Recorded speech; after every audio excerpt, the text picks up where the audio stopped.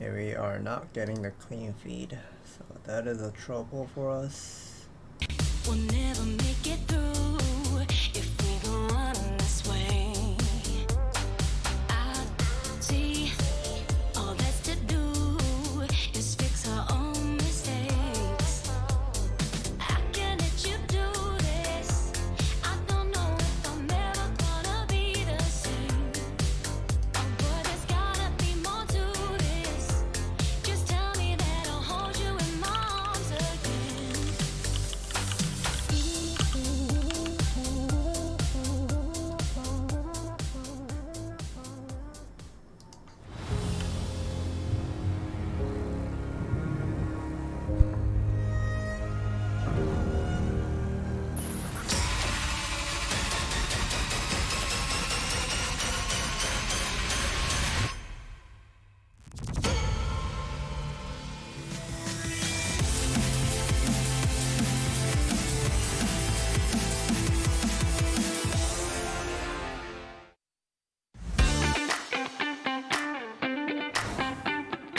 Welcome everybody to another day of the ASL. It is Group E today. Of course, I'm joined by Scan.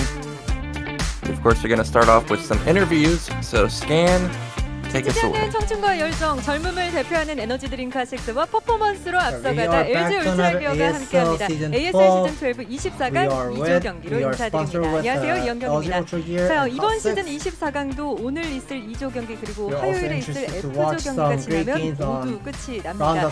이 시즌 초반에는 혼란스러운 4티어 선수들의 반란이 그리고 지난 주에는 1티어 선수들의 클래스 입증이 이어졌는데요. 과연 오늘은 또 어떤 선수들이 16강에 오를 수 있을지 기대됩니다. 자, 2조 경기의 첫 번째 경기에 나서는 두 선수 만나보겠습니다. 김성대 선수와 신상문 선수 만나보시죠. 안녕하세요. 안녕하세요. 네, 반갑습니다. 자, 먼저 김성대 선수와 인사를 나눠보겠습니다. 또 오랜만에 이렇게 경기장에 찾아와 주셨는데 24강 경기가 이제 곧 펼쳐집니다. 컨디션은 어떠신가요? 우선은 최대한 연습을 많이 해가지고 컨디션은 좋고요. 잠도 많이 자고 Action and Leta, how are you guys doing? 김성대 선수 시즌의 성적을 살펴보면 시즌 8부터 조금씩 좀 하락하고 있는 게 아닌가 하는 팬분들의 걱정도 좀 이어지고 있어요. 이번 시즌은 좀 상승세로 꺾어 올라갈 수 있을지 좀 김성대 선수 본인의 생각은 어떤지 궁금한데요. 저는 항상 자신감은 있었는데 이제 대회 때 이제 최근에 계속 떨어지다 보니까 조금 이제 계속 침체기가 된 것 같은데 이번에는 좀 열심히 더 했으니까 최대한 좀 잘해보겠습니다. 준비를 완벽하게 해온 듯한 김성대 선수와 좀 인사를 나눠봤고요. 신상문 선수와 인사를 나눠봐야죠. 안녕하세요. 안녕하세요. 네, 지난 시즌10에서 또 엄청난 활약을 보여준 이후 오랜만입니다. 어제 공지로 출격 대기 중 멋지게 폭격하고 오겠다라는 포부를 좀 밝혀주셨는데 이번 조에 대한 좀 자신감이 묻어나오는 공지가 아니었나 싶어요. 네, 준비도 잘 됐고요. 또 이제 알파하고 선수랑 같이 이제 좋은 빌드를 만들었어요. He was making an announcement on the stream platform. platform. 새로운 별명이 하나 생길 것 같아요. 새로운 별명까지 예상하고 있다. 심파구라고. Some nice game. 네, 새로운 별명이 하나 생길 것 같습니다. 지금 이 경기에 대한 기대감이 신상문 선수의 대답으로 확 높아지는 것 같은데 그도 그럴 것이 이번 조에 대한 많은 분들의 생각이 2조 누가 올라가도 이상할 게 없다라는 듯한 반응이 좀 이어졌거든요. 신상문 선수가 생각하기에 좀 조에 대한 생각은 어떠신가요? 솔직히 말하면 제가 1등으로 올라갈 확률이 가장 높다고 생각하거든요. 저는. 네. 왜냐하면 이제 코치진 이제 알파고랑 같이 이제 So he says he feels like he's gonna be getting out of this group as the first player 그렇게 생각하지 않을까 and make it into round of 16 because he was getting some lessons from 대답을 해주셨는데 last, 김성대 선수의 생각도 궁금해지네요. 신상문 선수의 이런 엄청난 자신감 좀 옆에서 보기에 어떠신가요? And action, how do you feel 지금 when 손은 죽었지만 the person who's right next to you, Leta, is saying that he will be making it into round of 16? 그 파고한테 밀리지 as the first 않는다고 player 생각하고요. getting out of into getting out of this 피지컬 group and make it 면에서는 into round 어차피 of 제가 16. 성훈형보단 한 수 위기 때문에 이길 자신 있습니다. 약간 이 두 선수의 So 경기 Leta, 스승 싸움이 action 되겠는데요. says Leta, 김성현 even though Leta 선수와 says that he 또 feels very 김윤환 confident 선수의 약간 자존심 tonight's 대결도 match, but 될 것 같은데 김성대 he 선수는 이번 조에 대한 action 생각이 feels 좀 he has more of 궁금해요. a 왜냐하면 저그전과 steps 테란전에 ahead of 대한 him 좀 자신감은 있으실 것 같은데 in terms of a knowledge 중요한 or 순간 좀 토스에게 I think 발목이 he thought about 잡힌 the 적이 좀 knowledge that 있잖아요. he feels 오늘 like 같은 he's 조에 gonna 송병구 be 선수가 ahead of 있어서 him. 이거에 대한 생각은 어떤지도 좀 듣고 싶은데요. So he doesn't feel like he's gonna be making out of this group 아무리 as a 그 first player. 투수한테 많이 떨어졌어도 저거는 투수한테는 항상 자신감이 있어가지고 투수전에 대한 Action 자신감은 is saying 항상 about his 있고요. group. 그래도 불안하다고 feels. 하면 동족전이 차라리 불안한 것 같고 이때까지 승률이랑은 좀 It is 다른 normal to see Protoss player getting knocked out by the Zerg player, but 선수들에게 팬분들이 Zerg 궁금한 player, 점을 좀 남겨주셨습니다. 그 부분을 they 좀 always 전해드릴 have 텐데요. the, they 김성대 always 선수에게 feel, 남겨주신 they will 질문입니다. always feel 김윤환 선수에 comfortable 관련된 playing against Protoss. 질문인데요. 이번 시즌 김성대 선수가 또 예선에서 김윤환 선수에게 because of 도움을 the- 줬다고 들었는데 the race matchup 24강 of 좀 역으로 favor 도움을 towards 받으신 the 것 Zerg 같아요. when it's a ZVP. 아 근데 뭐 Okay, so 김윤환 one of the 선수랑 questions 예선 때 to, 같이 연습을 했는데 action. 어차피 그 형도 제 말 잘 안 들었고요.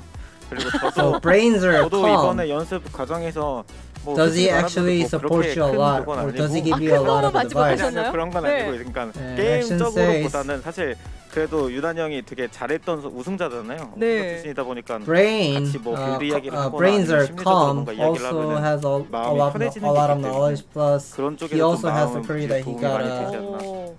경기적인 부분을 champion 약간 title 김성대 before. 선수의 뉘앙스가 I think he 김윤환 said about 선수가 the 말한 champion 반대로 title. 하면 될 것 So he 같다라는 respects his 뉘앙스가 살짝 career. 풍기는데 He does have a lot of 경기적으로는 experience 어때요? than 아니, him. 그런 건 So 아니고요. he does 네. listen to 유난히 what Tom 형이 is saying. 아까 말씀드렸지만 손은 확실히 죽었어요. 그렇게 죽었기 때문에 게임 플레이는 조금 힘드시지만 아직까지 뭐 So 개념적인 action is 부분에서는 saying 뭐 괜찮기 때문에 Calm 같이 뭐 is not that great 이야기하면서 with 걸러 들으면 the 걸러 듣고 네. 예, 또 mechanics, 이렇게 but the 떠오르시는 거 knowledge 좋은 게 itself 있으면 또 of how 받아먹고 he's 이렇기 playing, 때문에 도움은 많이 he 되고 still 있습니다. 굉장히 he still feels 극성칭을 like he is 쓰시네요. better than action.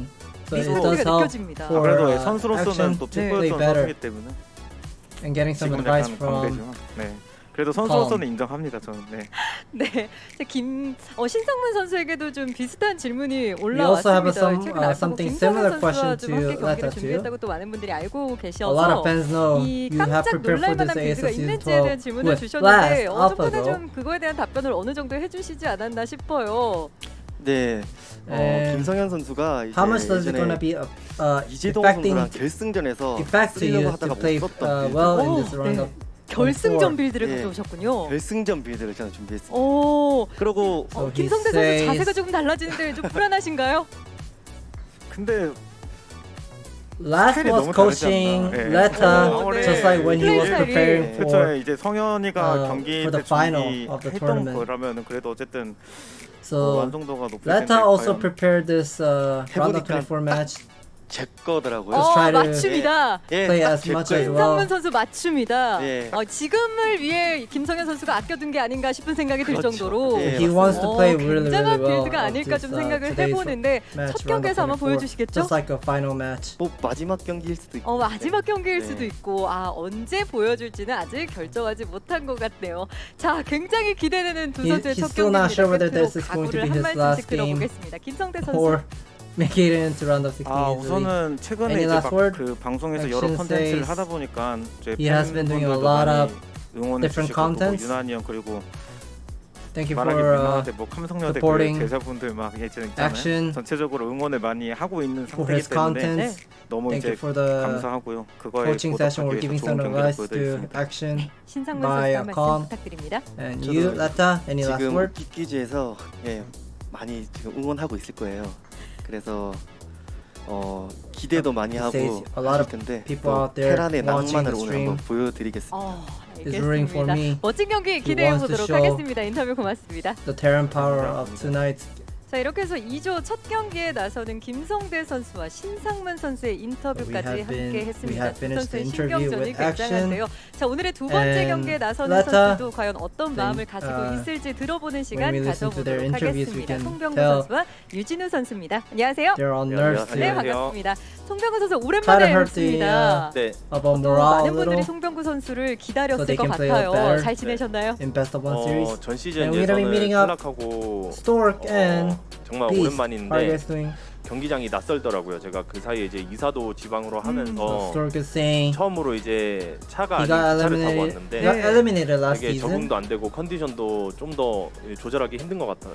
and he also had a lot 세팅할 of 때 손을 좀 완벽하게 difficulty 푼 느낌이 드시나요? changing his place where to live, 잘 모르겠어요. 이제 세팅을 잘 해도 실전에서는 and also 좀 changing some 감이 좀 많이 안 environment 좋을 as 때가 well. 많아가지고 오늘 실전에서 잘 됐으면 좋겠습니다. 네.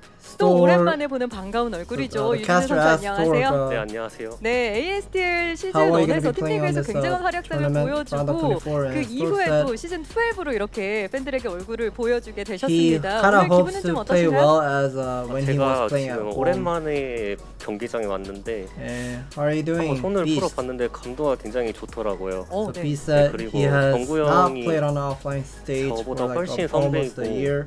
저보다 노련미도 많고 굉장히 잘하는 선수이기 So 때문에 Beast 많이 wanted to 준비해왔으니까 많이 기대해 주세요. check out the 마이크를 이렇게 꼭 잡은 두 손에서 약간의 gaming 긴장감도 좀 equipment, 느껴지는 and the 듯한 monitor, 유진우 and the 선수인데요. setting, 말씀하셨다시피 all 두 the 선수 setting of 모두 the 지난 offline 시즌 stage, and he 11에서 feels 살짝 really 쉬었다가 great 또 today. 시즌 12로 돌아오셨습니다. 이번 시즌 24강 준비하면서는 좀 준비 과정은 어땠는지도 So 들어보고 Beast 싶네요. thinks he 송병구 선수 will 어떠셨어요? play well today. 일단 So the 게임 수는 caster 제가 asked 제일 Stork, 지금까지 you got 생각하면서 eliminated 제일 많이 last 때려박은 season. 것 같은데 so you have been we have 제가 not seen 한 you 시즌 playing 쉬면서 for 이제 a while. 이 So 4강에서 맵이 how 고정이 did you 아니라 prepare? 약간 And 서로 Stork 밴을 said 하면서 어떤 맵을 하게 될지 모르는 시스템이잖아요. 네. 그래서 he's 무슨 saying 맵을 something 빼야 about the 될지 뭐 ASL 그런 외적인 걸로 많이 tournament 고민을 system 했고요. where 그래서 players choose to 준비는 ban 나름 the map. 잘했다고 생각을 하고 왔습니다. If we look at all those previous ASL tournaments, 유진우 the maps were 선수는 fixed. 24강 경기 You don't 준비하면서 get 좀 to 준비 choose, 과정 but 어떠셨나요? now 저는 players get to choose 다른 the 맵들 map. 준비는 You 그냥 can ban the map. 기본으로 한다 생각 가지고 그냥 이클립스에 And 올인했거든요. since there are 네, 그냥 options to 정구 형이 첫 choose the 판에 map or 준비를 ban the 굉장히 map, 많이 했으니까 players have to prepare 네, more than 기대하도록 one map. 하겠습니다. So 자, 이번에도 양 선수들에게 he thinks 좀 it's gonna be 팬들의 질문을 interesting 전해드리겠습니다. game. 송병구 선수에게 남겨주신 질문이에요. 이 송병구 선수 하면 떠오르는 1순위 시그니처 바로 캐리어죠. 전성기 So, 시절 one of the 캐리어를 좀 볼 수 questions to 있을지에 대한 Stork. 기대를 품은 질문이 The 들어왔습니다. trademark of you doing would be 오늘 going carrier. 쓰려고 하면 이제 Do you 상문이를 think 만나야 you'll be 되는데 using carrier tonight? 만나면 Can we get to see some of carrier 쓰도록 play 하겠습니다. tonight? 쓰도록 하겠다라고 예고를 좀 So, 해주시네요. Stork 자신 있게. 자, If there's 이번에는 any 유진우 선수에게 chance that 남겨주신 he can go for the carrier 질문인데요. 아마 bid, he 유진우 will 선수를 go for the carrier. 오랫동안 지켜보고 있는 팬분의 질문이라고 또 이렇게 밝혀주셨습니다. One of the 이번 시즌 fans 본인에게 특별히 어떤 had been watching 동기부여를 했는지 물어보셨고요. all the 꼭 time 조지명식에서 보고 싶다는 and 응원의 wanted to ask 말씀까지 you a question. 남겨주셨습니다. 동기부여 이번 시즌 어떻게 좀 부여하고 있나요? 제가 항상 So, 24강에서 떨어졌거든요. 근데 이번에는 진짜 when 올라가고 you were 싶은 playing 마음이 this ASL Season 간절하거든요. 12, the qualifier, 이번엔 what 진짜 꼭 inspired you to 올라가보도록 play this 하겠습니다. game? 간절함으로 동기부여를 So he got 했다라는 대답까지 eliminated in ASL 남겨주셨습니다. Season 11 두 선수에게도 역시 when he 끝으로 was 각오를 playing 한 the 말씀씩 qualifier. 들어보겠습니다. So he 송병구 was kind of 선수. upset with it. 네, 열심히 that 준비했으니까 kinda, 좋은 결과로 응원해 주신 분들에게 got into him 보답하도록 to 최선을 play 다하겠습니다. more than 네, before. 좋습니다. and play 유진우 better 선수 한 this 말씀 time. 해주시죠. 네, Any 제가 last 선수들 word? 중에서 커리어는 제일 적지만 그래도 그 이번에 연습 과정에서 꽤 괜찮았거든요. Stork said 이번에 something really, 좀 really short. I 커리어를 couldn't hear it. 한번 펼쳐보도록 하겠습니다. So I 기대됩니다. think 두 he 선수 said he 멋진 will 경기 play really 기대하도록 well, and 하겠습니다. B 인터뷰 said 고맙습니다. he has the least career compared to the 자, other ASL 시즌 12 players, 24강 but he will 2조 try his 경기에 best to 나서는 make it into 4명의 round of 선수와 16. 함께 Thank you for 이야기 the interview. 나눠봤습니다. 과연 오늘은 어떤 선수들이 24강의 문을 넘어 16강으로 오를지 지금부터 24강 2조 경기를 통해 함께 확인해 We are 보시죠. now done with the interview with Stork and Beast, and we'll be moving forward to see some two players now. That is going to be Action and Leta. Yep, thank you for the translation scan. Action versus Leta. This should be a really interesting matchup because I feel like I haven't seen Leta in a really, really long time. Action. Oh, we've got a Hot 6 commercial. Remember, guys, we're using the Korean stream this time around because our clean feed not working correctly. Yeah, it's not working correctly, so you're going to hear some Korean commentating in the background. Hopefully it's not too distracting. But yeah, this first matchup should be cool. You know, last season, I kind of thought that Rush and Sari were going to make a big splash in that ASL, and it ended up not happening. But this time around, actually, Action's my pick to do very well this season. This guy, his Zerg versus Terran is ridiculous. Like, Was it you telling me that once he goes crazy, Zerg, like he doesn't lose versus Terran almost ever? Yeah, that that's something that I mentioned on Team Liquid thread, and people seem really crazy, like how in the previous era, in Kespa era, like whenever you were going for the crazy Zerg, everyone was dying by Terran's like optimization or with the bio push. But now this with the 2-hatch Muta into a crazy Zerg opening is a completely different league, I would say, because the 2-hatch Muta aggression is just way too aggressive that it kind of forced Terran to play passive and put a lot of missile turret in the beginning. Yeah, it cripples Terran's econ, and then that allows Zerg to explode in the mid and late game. And after you mentioned that, I noticed that in almost all of Action's games where he goes ultras, this guy has just all of the map and explodes and kills everybody. So I think Leta's in a bit of trouble in this particular matchup. But what Leta has going for him is that this guy is very, very sneaky. He can pull out 2-port Wraith on one base. He can pull out all types of stuff. So we may not even see games where Action gets to late game. So Leta might be able to pull off an upset in game 1 potentially. But then on the other side of the bracket, we've got Stork versus Beast. And again, I feel like I haven't seen both of these players in a long time either. What instantly came to mind for Beast for me was, I think 2 years ago, his big claim to fame was like he was taking out players like Flash and so on in the Race Wars. And then after that, I feel like I haven't heard of him or heard from him since then. And then again, Stork, I haven't heard much from him either. So that two matchups that are very, very interesting. First up is going to be Action versus Leta. We're getting a look at the stats. And I'm surprised at the versus Protoss win rate because a lot of Zerg players are very favorable in that matchup, only a 37% win rate. But then you can see that monstrous versus Terran win rate, 63% and 67% win rate versus Zerg. He's our tier 1 player in this group, and he's going to be going up against Leta, who is our tier 4 player. I'm also impressed. We have cast at Action versus the foreign all-star, and he beat all the foreign players with the 9-pull only. Yeah. And he's still, I mean, like just when we look at his gameplay against all those foreign all-star, he was just absolutely beast. But in this particular stats information we see from this ASL career, which is only 36%, that feels like something has gone off. Yeah, I'm not too sure why his Protoss win rate is so low, because when I watch him online, I mean, he's just a killer, man. Like, I'm surprised at that win rate. Now, we're getting a look at Leta's stats. Not very many statistics for him. You can see his Protoss win rate, 100%. I think that was, I couldn't remember exactly what the middle stat and bottom stat was, but not that many games for Leta, so you can kind of take the stats with a grain of salt. So Leta, I'm kind of impressed how he still can manage to play really, really well nowadays, because a lot of old school players are kind of having some difficulty playing StarCraft a lot because of the wrist injury when they're playing the StarCraft. Oh, I guess players are ready to move into game number 1 now. Here we go.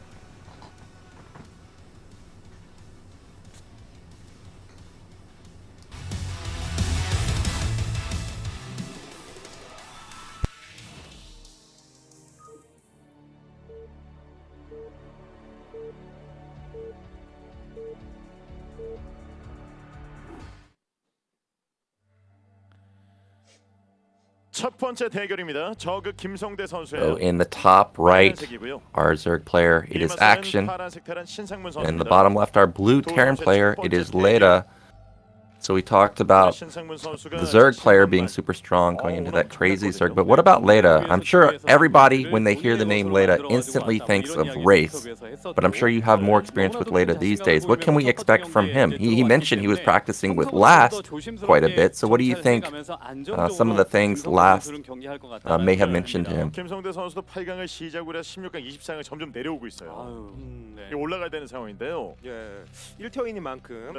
Looks like Scan Scan, are you here? Yeah, sorry, my mic was off. Yeah, so Leta, we saw that ASL qualifier a month ago, and Leta was playing against all those Zerg players with one base Wraith opening, or sometimes Wraith opening into an expansion sometimes, but I have a feeling that time I have go for the Wraith build once again, just like the qualifier. This is, you're gonna be seeing 8-8 build here. Well, as we talked about earlier, Leta's got a lot of builds available to him. He's mostly known for the race, but this is going to be 8-8. And as soon as I see this, what comes to mind is Proxy Factory. And this is a really, really strong build because the Vulture gets there before the drone can even put down a Sunken at the natural. Now, it looks like Action is going for the 12 hatchery, so already he is in danger, and he needs to scout. Okay, luckily he is sending a scout across the map, and when he sees this, he should be able to respond pretty quickly. So what we can see from Action is, normally when you are doing 2 Hachimura, you don't send that drone scout that fast, but we see Action is going, sending his first drone scout all the way to Leta's base. Maybe Action has prepared for something else, not a 2 Hachimura, but we see here is the drone scout and sees the refinery at the same time. Oh, this was a mistake. You know, I think if Leta had put an SCV on gas, then Action wouldn't have suspected anything. But you can see he instantly already sends the drone down because he knows, why do you have a refinery finish and you're not mining it? There has to be something going on. Okay, he's actually scouting for it already, and he's going to find it. But I'm worried that this drone is not going to be able to get back in time and build a Sunken. Yeah, this factory timing is really fast. Really fast. It has finished at 2 minutes 46 seconds, and I'm pretty sure Vulture production takes about like 20 seconds or so. But building the Sunken Colony timer, that is more than 20 seconds, and this is gonna be a little bit of a tough time for Action to defend the first Vulture regression. But here are 2 SCV trying to buy some time, but the first Vulture is already out on the map, and now Action has 3 drones on the high ground. So that is also nice to buy some time there. Well, I think already Action's done it, but at the same time, he's floated his factory, and I guess he's going to try and land it in the main. This is not a build you transition from. This is, I need to win instantly with it. Otherwise, you're just going to fall further and further behind. So I'm surprised that Leta didn't just build up his Vulture count and try and bust through the ramp. I'm also trying to understand Leta's play right now. He's not mining the gas, and he's not building anything besides SCV. That's all he's doing. Yeah, I mean, at the same time, Action is building a lot of lings. He has something like 10 lings in total. He's got about 4 to 6 at the bottom of his ramp, and then he also has 4 on top. Oh, this is a cute move. I've never seen this. Okay, so Vultures are going to pop out on the right side, and that's going to let Vultures get into the base. Now, I didn't see... Okay, yeah, Action's just instantly going to surround this. I didn't see if he got speed, though. So we saw Action as putting down the Hydrodome, and Leta is right now seeing there are quite a lot of Zerging has been made, so he should be figuring out the Action has gone for something like an aggression build here, and he gets to confirm there is no lair tag whatsoever. There are only about like 7-8 drones mining the mineral. Okay, here's the metabolic boost. The Zerging speed is already done. So Leta, I feel like he's on a great spot if as soon as he gets to finish that bunker on time and defend his push. Yeah, Leta's in a better spot than I was anticipating. Action going for kind of an all-in play with 2 Hatch Hydra. He only built 2 Hydras so far. Behind this, Leta already has his command center almost done. He's got his bunker set up. He's setting up SimCity with the depot. And he's going into a 2 racks pressure play afterwards. I actually think Action needs to get something done here, but that's not the move. He just bleeds off a handful of links. Actually, that's a double bunker, not a depot. I'm not too sure about the double bunker, but so far, Leta's transitioning this into a pretty normal build. Yeah, I think Action has been thinking so much that Leta is just way too known for going Wraith build all the time. And I think it could be the reason, that could be the reason Action has gone for the metabolic boost, Zergling speed plus the Hydra combo. But all the aggression that Action decided to do in this beginning of the game, it is really not working well right now. And now Leta is just kind of on a great spot where he just got this command center running and 2 racks academy. Unfortunately, the factory got blown up, so he won't be able to get that starport on time. He has to start over from the factory. Yeah, the factory is a huge loss. Almost every Terran player these days just skips building tanks. They go straight into double starport and vessels, so to be forced to rebuild that factory, that's going to be painful. And Scan, that is an evolution chamber at the 6:30 mark. After a very, very weird delayed build in the early game. So we are going to see Crazy Zerg. And if you ever fall behind upgrades versus Crazy Zerg, you are in big time trouble. And unfortunately, when we looked in Leta's main, I did not see an eBay anywhere. So Action, as long as he doesn't die in the early stages of the game, going into mid game and late game, he's going to have a massive upgrade advantage. And it's almost impossible to win versus this particular player if that happens. So as you mentioned, Action has got that evolution chamber really fast, and he doesn't have the Spire attack whatsoever. So all the things that Zerg can be doing would be getting a couple of lurkers into hype tech switch, but we see Action is making more of a Zergling for some reason. Is he really sure that he can actually bust with the lurk combination? But Leta is already moving out. Here's the... Okay, that is not an eBay, so that is a factory. Leta is already building. I think this pressure is going to be a big one. Well, Leta has to be careful because he may be able to deny top middle, but if he gets instantly countered by 5 lurkers and a handful of links, he may just die because 5 lurkers, the huge DPS. There's the eBay, it is going with +1. And actually, this move out does deny the third base. Nicely done from Leta, but I don't think he realizes that lurkers are already up at the bottom side of the map. I think Action seems really desperate to get those second gas right now, but a couple of lurkers will get sniped by the 2. Oh, okay, so that is 2 overlord that he just lost. But here are a couple of lurkers will be coming to Leta's natural. I think Action is gonna commit to go for the all-in move here.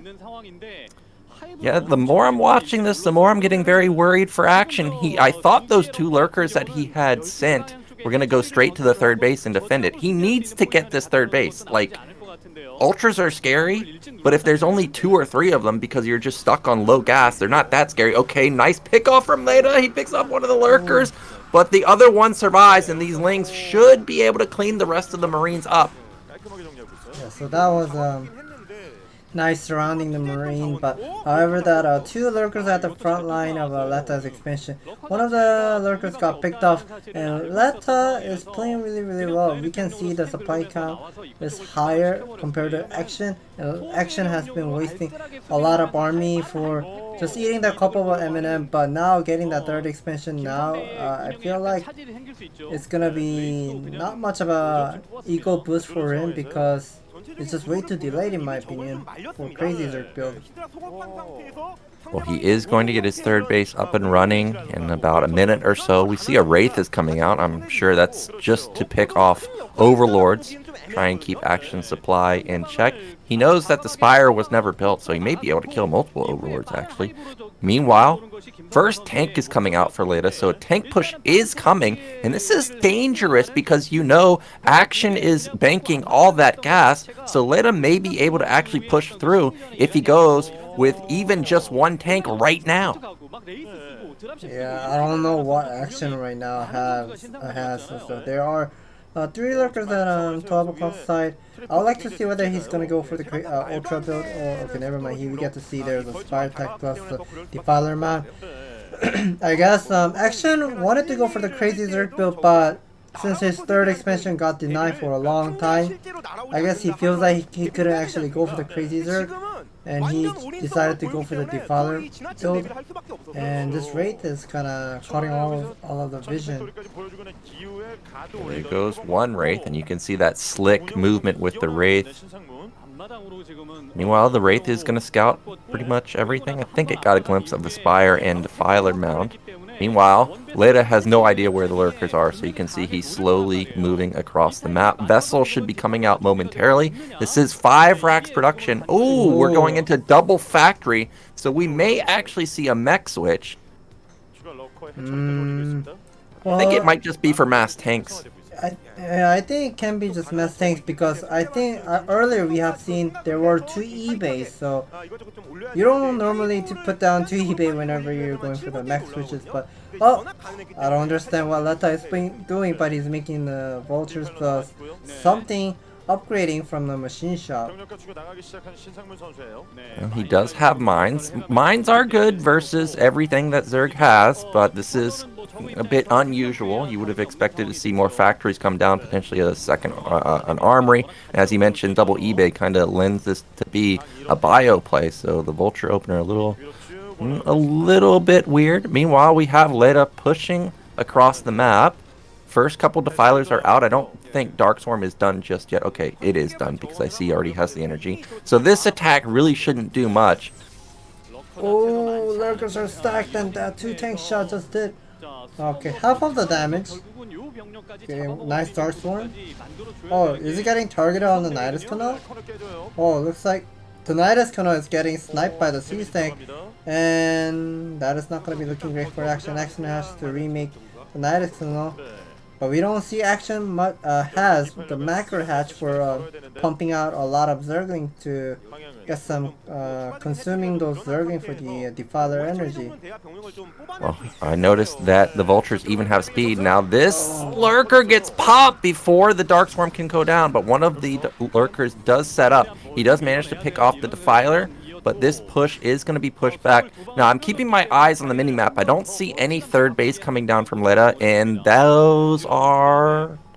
Whoa, that's a second starport. He already has 2 factories. This is very interesting from Leta. Yeah, he has 2 eBay, 2 factory, 2 starport. Something that we can get to see those kind of the number of factory count and a starport count in StarCraft 2. But this is not StarCraft 2 right now we are seeing. But I guess it's gonna be making some bio plus more vulture count and putting a couple of spider mines in the middle of the map. So that is good way to have some vision and map control. Well, you know what I noticed, Scan, is that those lurkers already had +2 armor.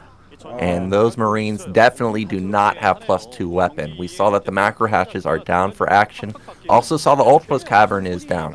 So Leta is in big time trouble that he has not crippled Action enough, I think. He also doesn't have his 3rd and 4th base up. Versus Crazy Zerg, you really got to have your bases set up beforehand, because once they start getting out on the map, it is so hard to take another base. So I think Action has done it. But these vultures are going to be annoying. Mines everywhere will buy him a lot of time. Yeah, Action seems really desperate and trying to clear those spider mines and move out a little. And if he moves out, here are a couple of science vessels will be using the Irradiate. I think Action wants to take the 3rd expansion, but here is the 2-1 upgrade for the Marine Medic Ball.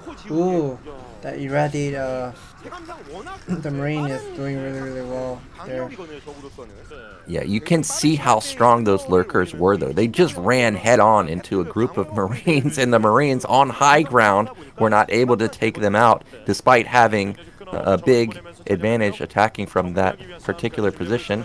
Now, meanwhile, Leta's 3rd base is going to get up and running in just a second. Vessel should fall.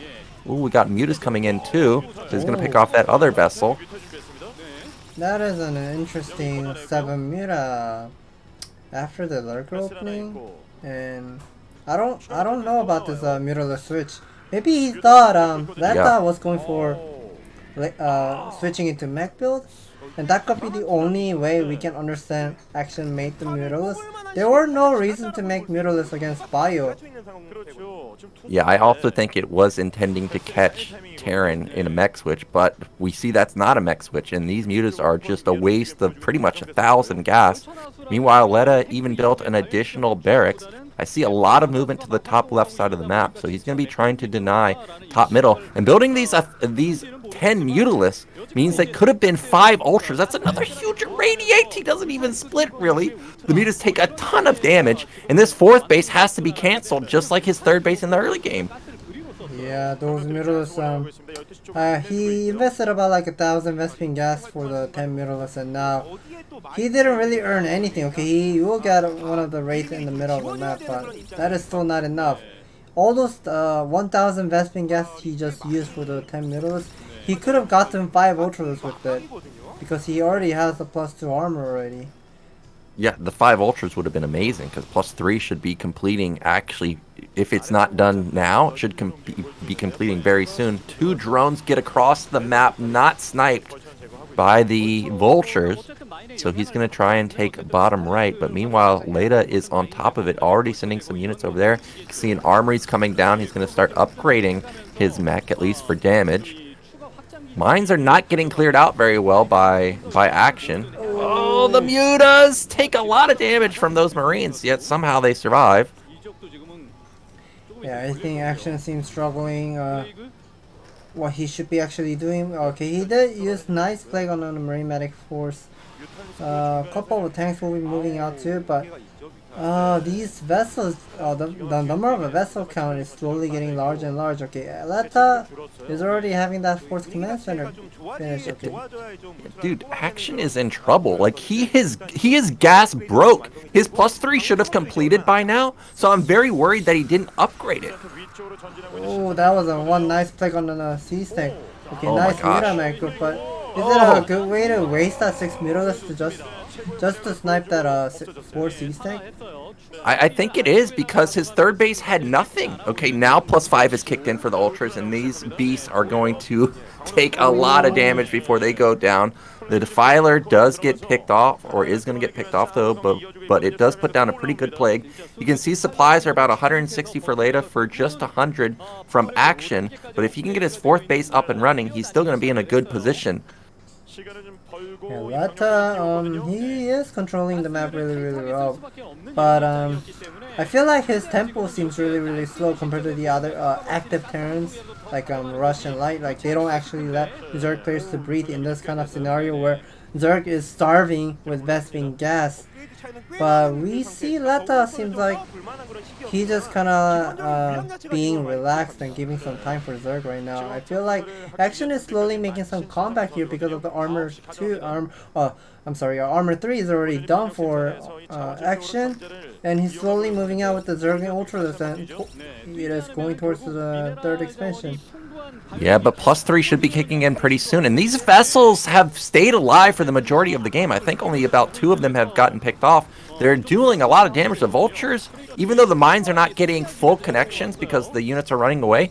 They're helping out in the fight quite a bit, and Action, he just doesn't have critical mass ultras. Oh, he found an opening at the third base. He's going to try and breach it, but Lings, I think, should be able to clean this up. Damn, those Marines just are dying like instantly by the cracked links. But okay, but we can also see Leta start to have a lot of vessels because he does have 2 starport, and he just added another factory, so that is 3 factory with a 2 starport here. Leta, I feel like he's just playing like a fastest right now, just pretty much building and making every single unit what he can be made. And I was wondering what building was floating over that fourth base. It's the science facility. That means there's not going to be any BCs coming out from Leta, and BCs are actually really darn good versus Ultras and Defiler. You can Yamato and instantly kill a Defiler, also take down about 60% of the health of an Ultra. It's actually fantastic. So, big loss there that he's not going to be able to transition into that. Meanwhile, those are plagued vessels, and I'm just thinking to myself, where's a Muta? There it is! And it's going to pick off all the vessels, and this is exactly what Action needed to stabilize this game. I'm also looking at Leta's play right now. I feel like his tempo, he needs to be faster because Action is slowly making some comeback. He's right now playing really fast and taking all those 4th expansion and the 5th expansion. At the same time, he's trying to deny the 4th expansion, but one nice play. Okay, Ultra got plagued as well, so that is not a good way. Okay, so that is nice Dark Swarm, but fire back to the Ultras. Yeah, this 4th base is going to get taken out, and Action luckily has bottom right, and I see that there is a blue force going down there. If Action... Oh, those are drones! Those aren't lings! Nidus is up, but is it really up? Also, Action doesn't seem to notice. Okay, he does send an Ultra through, but it gets caught! And this base might be breached. Okay, here's one of the Ultralists just came towards the 5 o'clock side. He will manage to hold. I'm surprised how well Action is holding. His 12 o'clock, I thought 12 o'clock expansion was taken down. But he still managed to save that expansion using one other Darkstorm nicely. And he's also started to mine that fourth gas right now. But Leta is not going to give some time for Action to have the 5 gas at the 5 o'clock expansion and using a couple of Siege Tank. And keep picking up a couple of army, Kree colony as well at the same time. So that is a nice damage right now. Yeah, both players turning on the juice right now. You can see pressure at the top, middle, and bottom right at the same time. Leta with a sick positioning of the tanks. Think he may be able to take down bottom right. Meanwhile, Action has a swell of units, but look at the army. It's almost pure Ling. There's one Defiler, one Ultra, and with a lot of tanks in the back, I think Leta might be able to hold this, and Action is slowly running out of steam, but I do see that the fourth base was not taken out. He desperately needs that gas. Look at his gas count scan. It's less than 100. Yeah, it is. I feel like Action... I wonder if Action could have made a different result if he has gone for Lurker Hydra Zergling with the Defiler combination against Terran, because it wasn't a super like a late max switches whatsoever, because we saw Leta is constantly making all those marine count, and we know Action got those Hydra speed with the Hydra range probably most likely in the beginning of the game, because he was expecting of the Wraith opening by Leta, and I guess he's just gonna be stick with Ultra Zergling here. Well, Action's in big time trouble now. Main and natural should be mined out. Third base should be close to mined out. He's gas starved over and over and over. Top left's gonna get taken out by Leta. And these tanks, remember, he's gotten his armory quite a while ago. Those tanks should be at least +2 by now. I don't think they're gonna be +3, but +2, +3 tanks, something like that, deal a lot of damage. Okay, we just got to see he just unsieged as soon as Action brought up his army. Here are a couple of two Ultralists with the one Defiler. Will be managed to clear up all those army at the 5 o'clock side, but the main army at the 10 o'clock side, I think Leta still has a command center at the 11 o'clock. I think he was trying to take the fifth expansion at the 11 o'clock side, but I feel like Leta is being so greedy here. He's taking that another expansion at the 6 o'clock.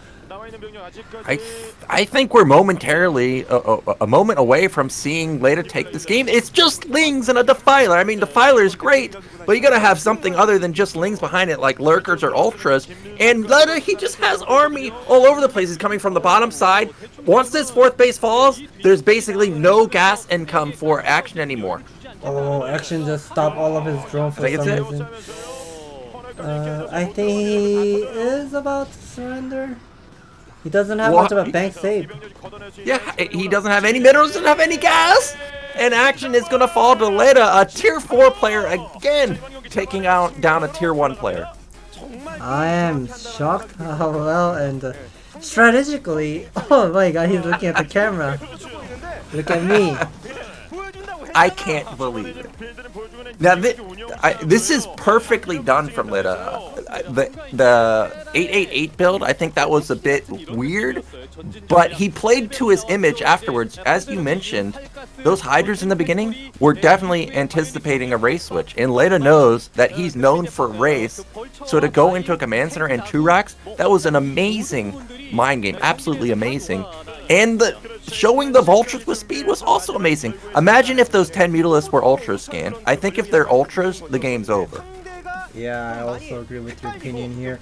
And I feel like Action had just way too much of a thought inside of his mind, and he wasn't playing well as what we should be expected to see from him. I'm so shocked, because Action is so monstrous in Zerg versus Terran. It's nuts. But that is going to put Leta in our winners bracket, and loser side is going to have Action. He might already be going home early.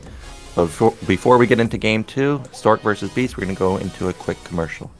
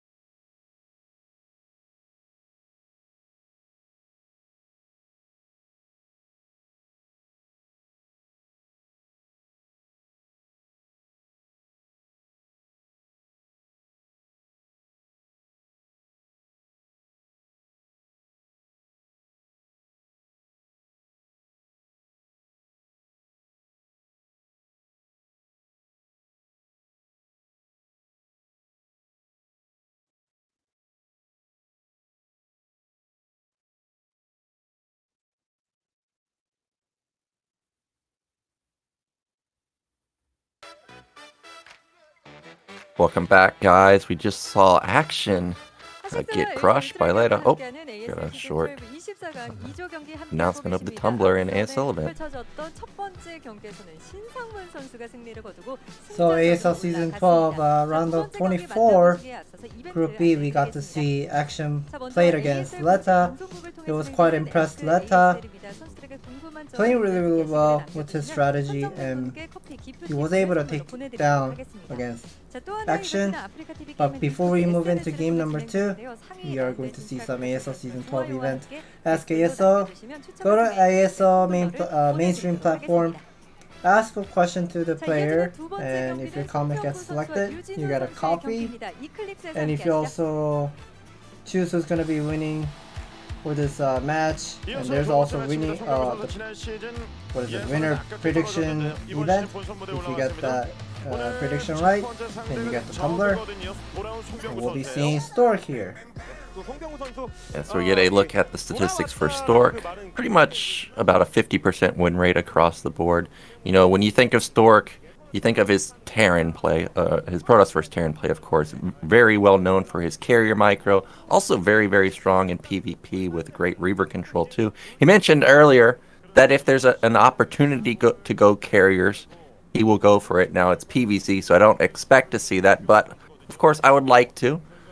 And meanwhile, his opponent is going to be Beast, someone we haven't seen in a long time.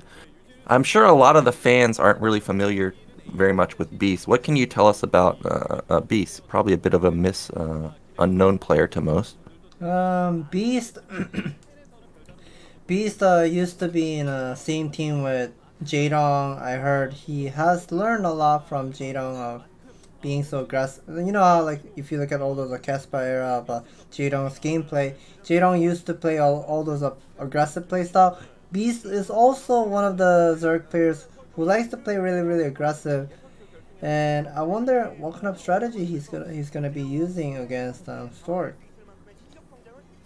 Yeah, you mentioning that Beast likes to be aggressive, I instantly thought of Hyuk that we saw last week, where he powered really hard, ended up going into Hydras, but we didn't really see any Hydra bust. So I'm hoping that we might see something like that from Beast here. Curious to see what Stork's PvZ is like. Let's get into game 2 of the day. It's going to be Stork versus Beast on Eclipse.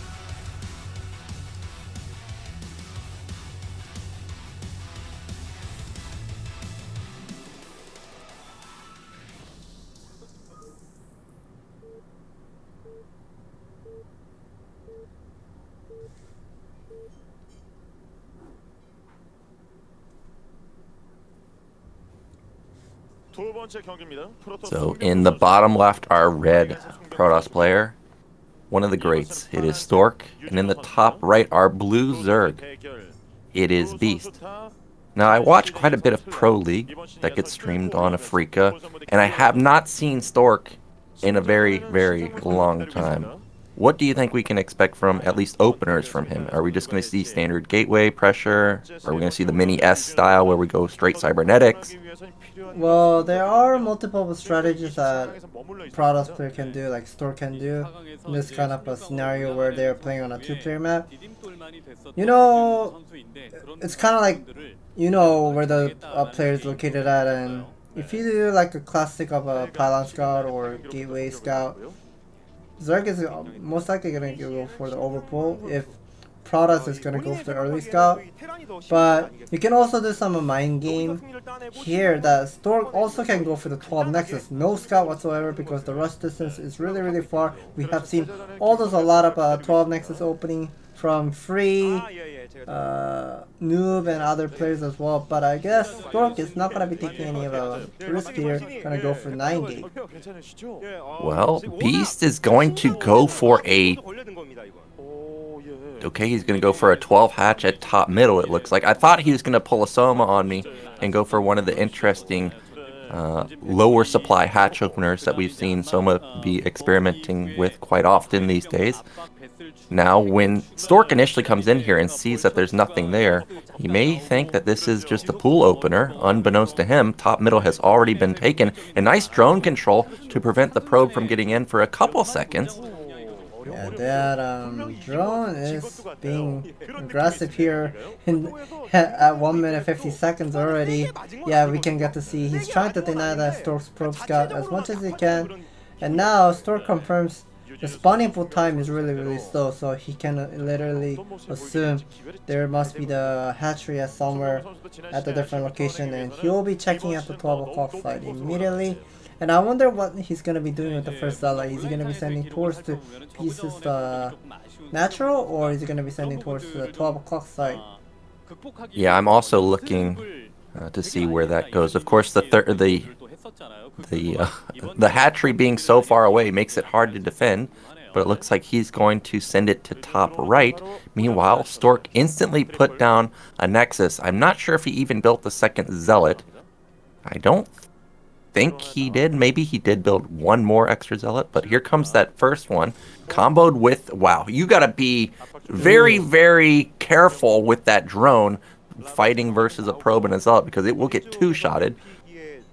That is correct, and as you said, I think Stork has gone for the first one Zealot into expansion, because we don't see any of a second Zealot coming out from Gateway, but this first Zealot, it's not doing much of a great job here. He lost the scouting probe plus getting 2 Zergling.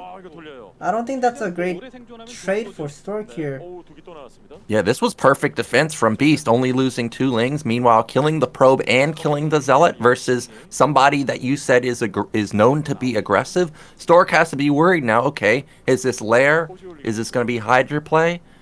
He's in big time trouble that the probe also died. Got my eyes locked on that gas income for Beast right now. I want to see if we're going to have a Hydra income down anywhere. He has 50 gas.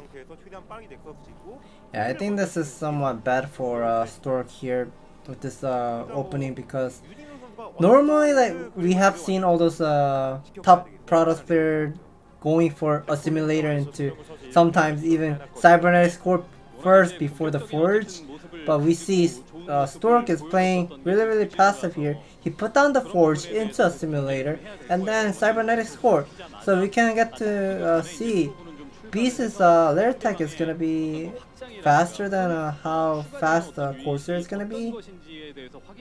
I don't think Beast is gonna be losing any Overlord when Stork is preparing for the Stargate opening here. Yeah, it's going to be a little bit slow in comparison to normal Spire timing, so not going to get an Overlord kill. I also don't think he'll get an Overlord kill. Meanwhile, Ling's going to do a good job to push the probe back. Probe didn't even attempt to scout the third base. We see that there's no defense there. Meanwhile, a couple of Zealots are moving out, and this is, I was going to say dangerous, but Beast doesn't have speed, so I think he can actually get a little bit of damage done with just these few Zealots. Yeah, that we can see that Stargate just now started and Spire started at the same time. Normally, your Stargate must be like 80% done and Spire starts at the same time, but I think Beast was not aware of that Zealot moving out to 12 o'clock side. He does have a lot of Zerglings, so he knows Zealot was coming, but if those Zealots stays in behind of the mineral field, that is going to be a little bit of trouble for Beast here. Yeah, it will be annoying, and those Zealots did get into the sweet spot behind the mineral line. Yeah, I was wondering, shouldn't you just build a sunken here? I mean, that just shuts this down. So he is going to build one sunken in the back. Meanwhile, that is going to force the Zealots out of position. The probe got taken down, so it doesn't know or didn't get into the main to scout anything. I'm pretty sure Zealot can move to the right side of the Westwing Geyser. But I guess with this 4 Zealot on the 12 o'clock side, I think it might force Beast to make Mutalisk instead of going for more of a drone production here. Well, we've got the Stargate blinking with that Zare. Second gate has gone down. I didn't see a Citadel. Okay, there. The Citadel is selected. So his Citadel is going to complete just now. And more than likely, we're going to see a lot of Zealots come out and I guess try and put some pressure on. Stork just confirmed Beast is natural. He does have more of a macro hatches going up. Plus, second extractor. Whenever you're a Protoss player, you always gotta check the second extractor timing. If you get to see the second extractor, but no Hydra Den whatsoever, then you gotta assume, hey, this Zerg is gonna go for Muta Scourge build here. Yep, and those Sayers do find a straggler Overlord and does get a kill. Scourge are not going to be able to get any of the Sayers unless these coming from the side are able to intercept. I don't think they are. Meanwhile, Zealots do move in, get 2 drone kills. Can he get a third one? He gets a third one. Fourth one, really nicely done from Stork to get some value out of those Zealots that I thought were dead in the water. Yeah, I think that just did a lot of damage there. It kind of, I mean, those 4 Zealot could have eaten by those Zergling, like just like free Zealot there, but he actually picked up 4 drones before those Zealots got cleared up by the Mutalisk and all those Zerglings standing at the 12 o'clock side. But now Beast is gonna be having some trouble here, whether he should be considered to go for Mira Scourge build or just make a couple of Mutals and immediately switch to the Mass Hydra over here. Well, Beast does have 6 hatch production, so he's going to have a lot of larvae available. We see that he's got the evolution chamber too, and there's the answer to your question. It is going to be Mutalisk. Now, I didn't get to see how many Sayers Stork has. I counted 3 so far. I'm not sure if he's building any more. Templars are already being built, so he's going to start banking up that energy. 4th or 5th Sayer is out, so they should be able to deal with these Mutalisks very, very easily. Yeah, I think Beast is just gonna be most likely gonna be pumping all those Mira count. We can see the supply count is almost nearly the even supply count against Stork here, so we can immediately assume this has to be a lot of Mira with the Scourge pumping out from those larvae. And now Stork is going to be seeing there are quite a lot of Mutalisks are out and Scourge as well. So this is just going to help Stork for whether he should be going for Mass Corsair. Okay, Corsair is getting intercepted by the Mutalisks, but gotta be careful here. Yeah, loses a couple of Zealots. Luckily didn't lose any of his Sayers, so he's going to continue building up that Sayer count. He's already got 6. Next one will be 7. His +1 weapon should be kicking in for the air pretty soon. Meanwhile, remember those Templars have been banking energy, so they are going to have a lot of storms available when Stork actually feels confident to start moving out on the map. I think he has 5 gate for now, and we start seeing the Hydra switch for Beast now. I'm surprised how well Beast is actually keeping up with the supply count after he lost those 4 drones by the 4 Zealot. He just only made 6 Mutalisks and kind of forced Stork to make 3 cannons each expansion. Okay, there are a lot of Corsairs. Okay, 7. Yeah, he didn't overbuild Mutalisk, but he did build quite a lot of Scourge, so it's not just he only built 6 Mutas. I mean, he does have a lot of gas in the air in those Scourge. First DT is moving out. Gonna see if he can find a 30 kill DT like we saw in the Hyuk game. I think Snow had 30 drone kills with a single DT, just absolutely crazy. Oh my gosh, is he gonna find the DT instantly? He should be able to figure out because the Zerglings are getting cleared up in the middle of the map. Plus, earlier the observer clicked the Hydra and we didn't get to see Beast has a +1 Hydra-less attack, but he got the Overlord speed already. We don't see any of a lurker out on the map yet, so I wonder what Beast is actually preparing for. Yeah, still no +1. Okay, +1 just now kicked in at 10 minutes 49 seconds, but now Protoss is ready to move out here with the one. Most likely it is going to be 1-1 upgrade for Stork, but he does have quite a lot of High Templars. Yeah, these Templars should have double storm available, so they are going to be super deadly in any incoming fight. Supplies are 140 to 130. As you mentioned, Beast has done an amazing job to macro up. Just crazy how he's able to keep up in supply. Bottom right. Is Beast going to get here in time? These Zealots might be able to pop the hatchery. I mean, that is definitely a lot of Hydralists just came out to 5 o'clock side, but the 1-1 upgrade with the Zealot Goon with a couple of High Templars, and even Corsair is protecting all those 2 High Templars from getting sniped by the Mutalisk. I wonder where the Beast's Mutalisk is. Okay, there I'm a little bit surprised at the supply. Like, it's 150 to 130, but just looking at how that went, it felt like Zerg's army is super tiny. Did he overdrone potentially like what Hyuk did?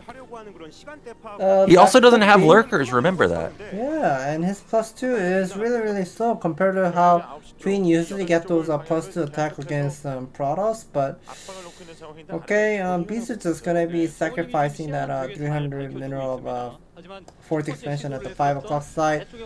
I guess he will be just slowly switching into mid and late game over here by both players. Stork is taking another expansion.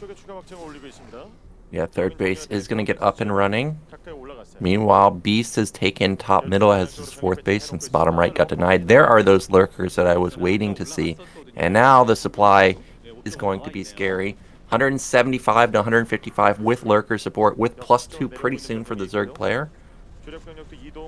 Yeah, I think Stork does have a lot of Zealots, so he's just going to be pumping out all those goon production just like PVT here. Okay, one of the goons, I guess it's misrallied. Okay, he noticed goons were out of place. And now, I'm not sure about these 4 lurkers borrowed at the map. Okay, here are quite a lot of Hydralists are coming from both sides, but... Stork, gotta be careful, those are expensive Sares. Okay, he loses 1, and oh my gosh. Look at this flank that Beast has. He's coming from the right side, he can come from the top side, he has lurker support. This is not the angle that Stork wants to fight in. I think this is not a good trade for Stork in my opinion, because I don't see any of remaining Zala right now, just pure good and okay, a couple of High Templars. Okay, here are more High Templars just came, but not enough energy still. Maybe ready by now, but I guess the Zealot just got sucked in by the lurkers and immediately died there. Yeah, not sure exactly what happened to the Zealots, but Stork still does hold the attack, and he's still got a 20 supply lead. Meanwhile, Beast did get his top middle base up and running, so that's 4 bases for him. Not too sure if he's got Hive or not, but 4 base Zerg, that's going to be super powerful. Meanwhile, Stork, we don't see any movement from probes to try and take a 4th base anywhere, whether it's top left or bottom middle. Okay, Beast is still stuck on Lair Tech. And we also saw +2 of a Hydra +2 is already done. But Protoss upgrade is also ready for armor 2. Yeah, and those storms were amazing. The +2 armor, as you mentioned, going to nullify the +2 from the Zerg player. But is there just a little bit too much Zerg? Looks like it's not, because the storms are just fantastic, but these lurkers are dealing so much damage. Something I've heard from all those Zerg players, whenever Protoss starts to have that +2 armor upgrade against Zerg, you kinda have to like go for Hive Tech immediately, because the longer the game it goes and you stuck at Lurker Hydra combination against Protoss who has +2 armor and already preparing for +3 armor, and just gonna be having some tough time for Beast for now, because I don't think the Queen's Nest has started yet. Yeah, I actually think Beast is kind of just all-inning here on 4 bases. He didn't even build a Queen's Nest when we got to look at the natural. Instead, he built another macro hatch, so he's at like 8 hatch. But as you mentioned, you really need to get that Hive Tech. Hive Tech upgrades are so powerful. That's another great storm. Hydras are just eating these storms over and over and over. Yeah, that 2 groups of Hydralists try to deny all those probe transfers to the 9 o'clock expansion. And we earlier saw those Hydralists wanted to snipe that High Templar, but that armor 2 is actually supporting here. +2 Hydralists right now, they just can't really kill High Templars right now. So I guess Beast, he needs to do something. Like he gotta do some critical damage to Stork in order to keep up this game here. Yeah, he's trying to go for the 4th base. That's a lot of Zerg, but that's another great storm. And Stork saw it coming, so he's able to reposition his units. And now he has an arc advantage over the Zerg players. Look how many goons this is. Yeah, this is just like how we see from PBT, like you just make Gun only. Yeah, and yeah, I think Stork also knows Beast doesn't have Hive Tech ready.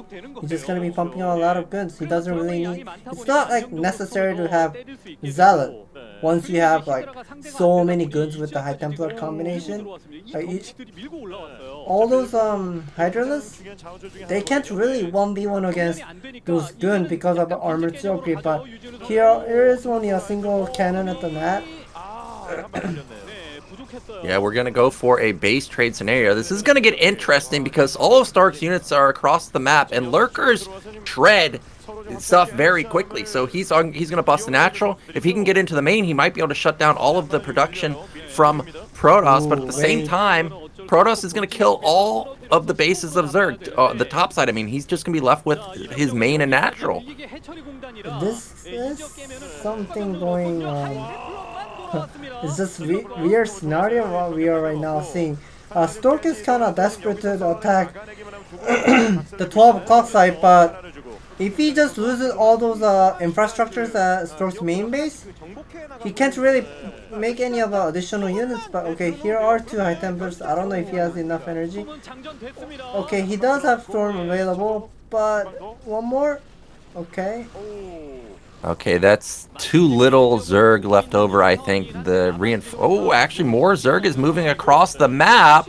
And what I'm most worried about here is the fact that there's Lurkers still alive. And if he loses his Robo, how's he ever going to detect?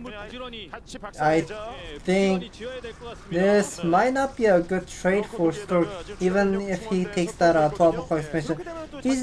Yeah, okay, he did take down 2 hatcheries, but he's not really earning anything besides killing, okay, a couple of drones at the 12 o'clock side. Beast has quite a lot of drones still, and with the macro hatch at the natural. Yeah, but we saw that the natural has almost no patches available, so he's pretty much completely broke in the next minute or so. Meanwhile, Stork has sent his army back to try and save his base, but again, he lost his Robo, so whatever observers are remaining, that's it. Yeah, I think Stork, he can't lose that. Yeah, I think Stork really needs to build all those new gateway at the 9 o'clock or 10 o'clock side here. Stork is kind of obsessed with climbing up, but Observer has to be really careful. But additional Hydras just came, but Beast wasn't really paying attention. Ooh. Okay, here more Overlord. Oh, he got it just barely. There's only 1 Lurker remaining. Oh, and he has an Observer at the bottom that he doesn't realize. Oh, so yeah, the game is just going way too intense. That Stork totally forgot about the Observer at the main base. But okay, here is the new Robo was being built at the 9 o'clock side. Nice to 9 that expansion at the 5 o'clock. Well, that was a good attempt from Beast, but now that the Observer has died, he just taps out. He ran out of money, and Stork, he's going to move into our winners match versus Leta. Wow, that was an interesting move by Beast where he decided to go for the base trade here. I guess he knew he can't really keep up this lair tech only against Storm's army, where he had armor 2 upgrade already at 13-minute mark or so. So he had the upgrade advantage. The more the time it's given to Stork, he will have more upgrade compared to Beast, and I think that was a nice try by Beast for me. Yeah, I think that was pretty much his best attempt right there. The army was unstoppable from Stork. Like, as you mentioned, Goon Templar combo is devastating. There's no way he could have engaged that. So, nice try from Beast, but unfortunately he is going to be knocked down into the losers match. But he's not out just yet. He's going to be facing off versus Action, and we all know anything can happen in ZBZ. And momentarily we're going to be going into Stork versus Leta, but of course we got to go into a quick commercial break, and then we'll be back with that match.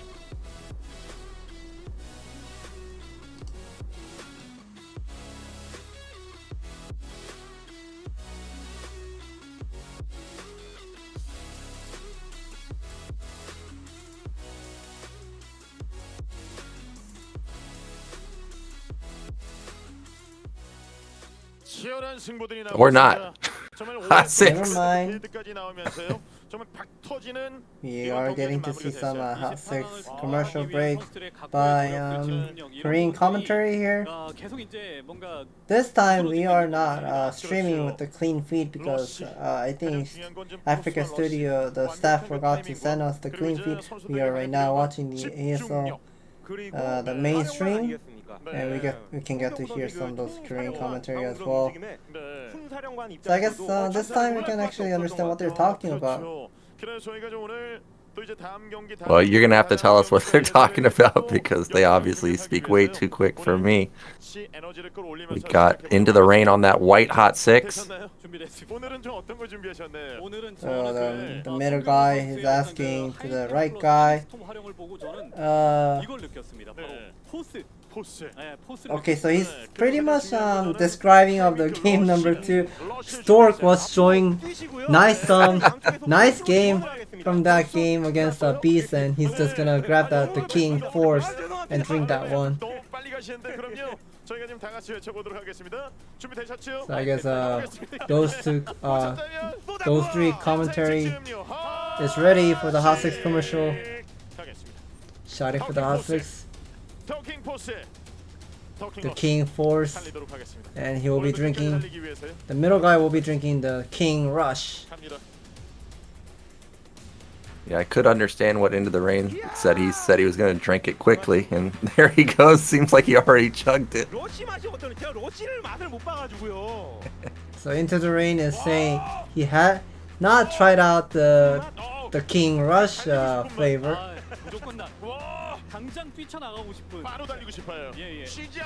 So the middle guy is saying he doesn't want any break. He wants to rush. He wants to rush and stop that or finish that commercial break and go into game number 3 and do another commentary again.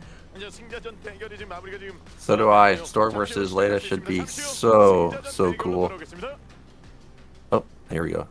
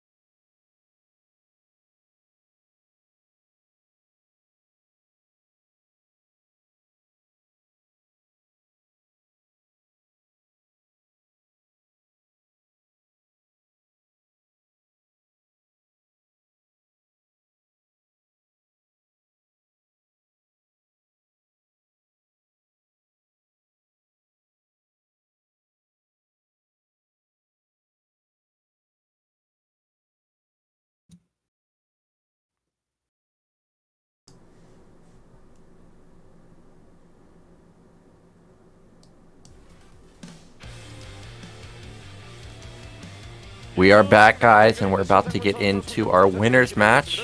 We do see that the bands have come through. It's going to be Revolver and Lemon Band. Meanwhile, that is going to leave up Ascension, and that's going to be our winners match map. Now, we saw in the interview that Stark talked about going carriers. How easy is it to get carriers up on this map? Well, Ascension map is just kind of like map has a concept just like Bluestorm. There has two ways of moving out towards the center of the map. One is a narrow one, and the other side is a wide open one, but you have to go around with the terrain. That has kind of like delaying your push whenever you're moving out. And because of all those terrain, whenever you're moving out or whenever you're defending or even containing your opponent, it's kind of like a Prada's favor, because if Terran ever wants to go for the timing attack, there are just multiple high grounds and terrains that Terran player always have to struggle with in order to execute the Pradas. But if Stork is just gonna go for the carrier build, I think Leta will have some difficulty here. Yeah, anytime you can buy that, even just a few seconds to get those carriers up, it will be hard for Terran to actually deal with them in the mid and late game. So let's get into our winners match. It's Stork versus Leta. Map is Ascension.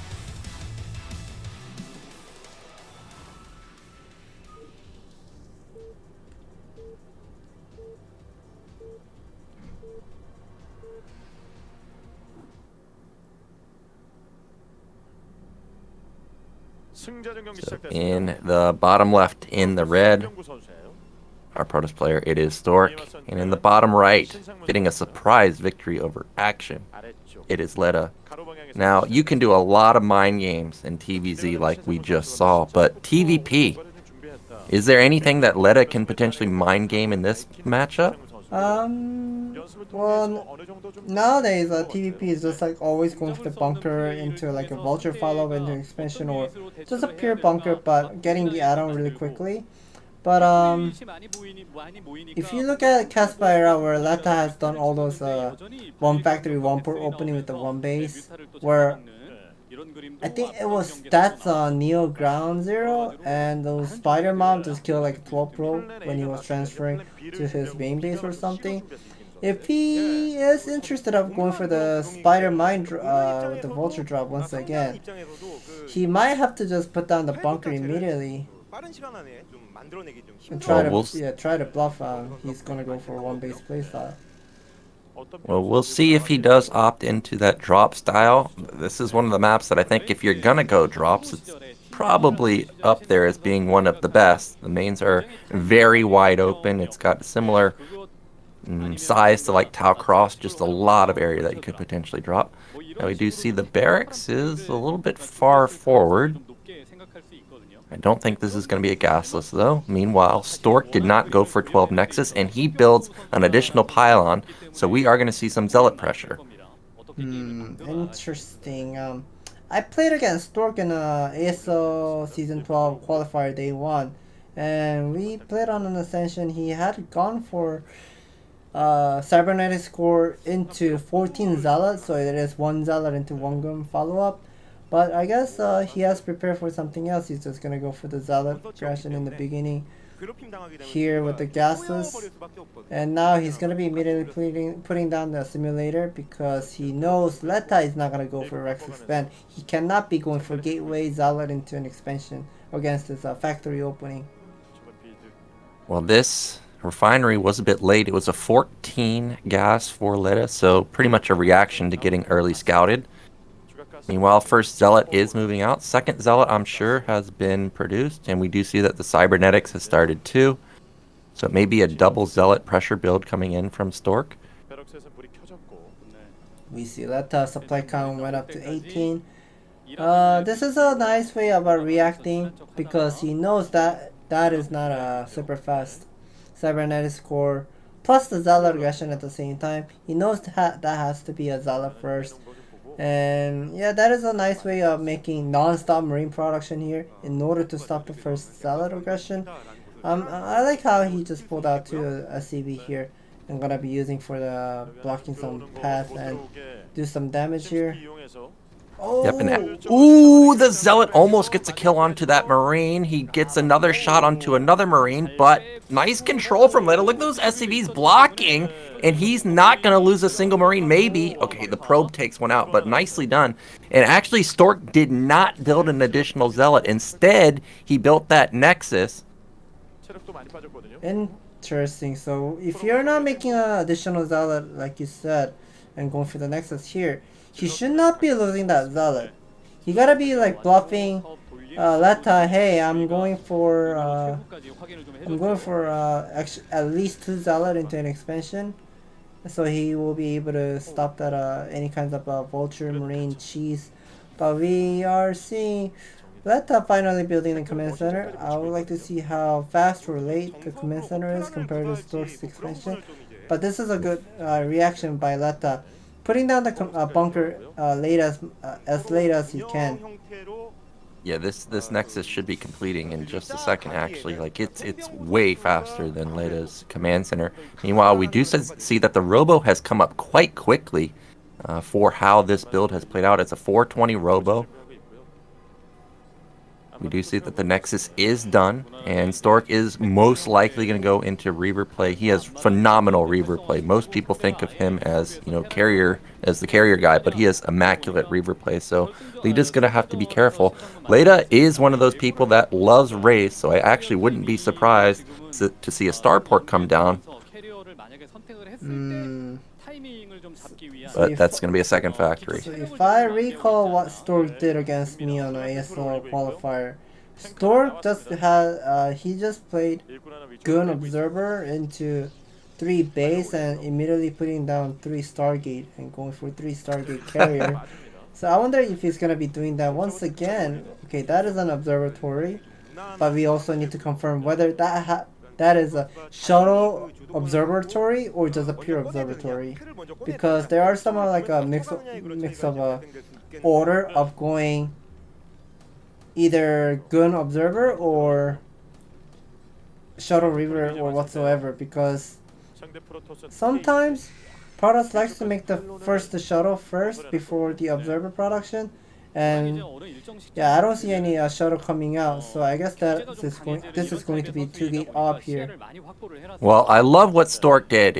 Look at this pylon ring around his base. He knows who he's playing against. This guy loves to go drops, and he's making sure that, hey, if you go drops, I'm at least going to know that it's coming. And the more that I'm looking at this build unfold, we may actually see that 3-base carrier play, because third Nexus is going to be coming down pretty soon. I'm paying close attention to the nat gas of Stork. If he wants to go carriers, he does need to take that nat gas pretty soon. Carrier's very, very expensive in terms of gas. I'm also trying to understand what Leta is actually doing, because he made an extra marine for some reason and lifted up this bear. So I thought it was going to be moving out with maybe like 5 tank with more marines, but okay, just total 4 marine with maybe 4 or 5 tanks, and he does have 2 machine shop is spinning, so this is going to be a push. Yeah, he does already have 4 tanks, and with 2 more, that's going to put him at 6, and we may have a really strong 5-fact, mass tank style push from Leta. 4 gates going down for Stork. Actually, Stork's in a bit of trouble because he built all those pylons, because he built a 3rd Nexus. He doesn't have a Citadel. He doesn't have a support bay. He doesn't even have that many goons, honestly. What is it, 6? Yeah, that goon count isn't too high as we expected. We know Stork's supply count is really, really high, like 76 versus 61. That is definitely great, but Leta was able to sneak out that 2 vultures out on the map and kind of pull out some attention to forcing Stork to move out into the middle of the map here, and he gets to confirm how many gateway there is. And I think this has to be a carrier build, because we don't see any Adun there. Yeah, like this is getting to the point where you should have seen Citadel, or you should have seen Support Bay or something. So it may actually be the carrier style. I'm surprised Leta's going for this. He saw the gateway count and he's still trying to fight this uphill. Oh my gosh, Vultures in the back if they can lay mines. Oh! Vultures are not doing really well here, but the Sea Snake are clearing out a couple of guns in the middle of the map, but okay, finally Leta has the advantage here of taking the high ground here.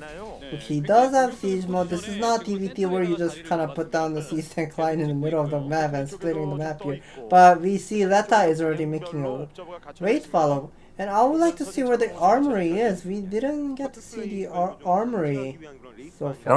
I don't even think he has an armory, and he already has a wraith, so it's double wraith. He's really intending to make this push work, and he does not want to get shuttle bombed. But wraiths are so fragile; they get taken down almost instantly in any battle.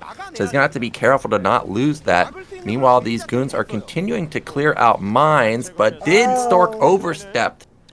Okay, I think Raid got picked off in the middle of the center, here.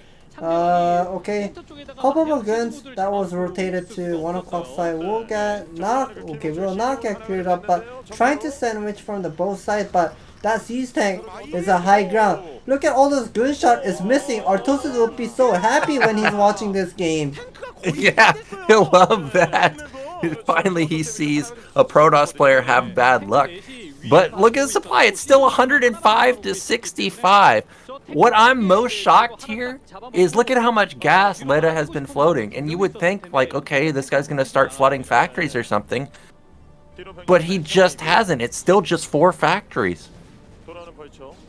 Yeah, I'm not really understanding here what Leta is actually planning to do here, because we don't see any of our third command center going up. No armory, okay, no academy. Finally got that eBay, but getting this late eBay, I'm not sure about it. He doesn't really need a missile turret over here. Okay, here is the armory going up at his main base. And that is definitely a lot of siege tank in the middle of the map. Yeah, it's a lot of siege tanks, but Stork doesn't necessarily need to attack that. He's already got his third base. He knows that Leta doesn't have a third base. These mines are set up in good positions. Finally, they get connections and take out some goons. Every wraith that Leta builds could have been a tank. Those things are so expensive and so fragile. Okay, Stork almost picks off a tank, but not able to. And that's going to be a free eBay, I think. I think Stork, okay, that is a super late river follow-up for Stork. I guess he was planning to go for the carrier build, but because of the timing attack and all this pressure that he had been taken by Leta, kinda forced to go river here. And I don't know if he has built Yadun yet. Yeah, I still haven't seen Citadel, and this tank count is ridiculously high. Now another, oh, the mine does not connect. There's those wraiths. Can he snipe the shuttle? You can see that he's not able to get it just yet, but Leta is slowly creeping into position. I am surprised that Stork is actually taking the pressure here. Okay, there is the Sirabadun at the natural, but we don't see much of a zealot count here. Okay, here is this one shuttle. I don't know how much of a zealot inside, but immediately gets picked up. The number of a siege tank is really large here. I think Stork is having a big pressure here. If he just gives up all those high ground and all those spider mines from the behind does connect to the Dragoon. Oh my and gosh. Now it's just pure goons over here. Siege tank will immediately clear this army and take that high ground advantage. Oh my gosh, Leta's about to get into position. Okay, there we go. I was waiting for zealots with speed, so there's the answer. Is the Citadel done? The answer is yes, and he's going to jump on these tanks. But is there enough? Okay, there is. I think it is enough army for Stork. He does eat up a lot of army and siege tank. I wonder. Okay, I guess Leta just lost all of the siege tank count, so this is not looking great here. I'm not sure what kind of all-in this is, because he only had 4 factories for a super long time.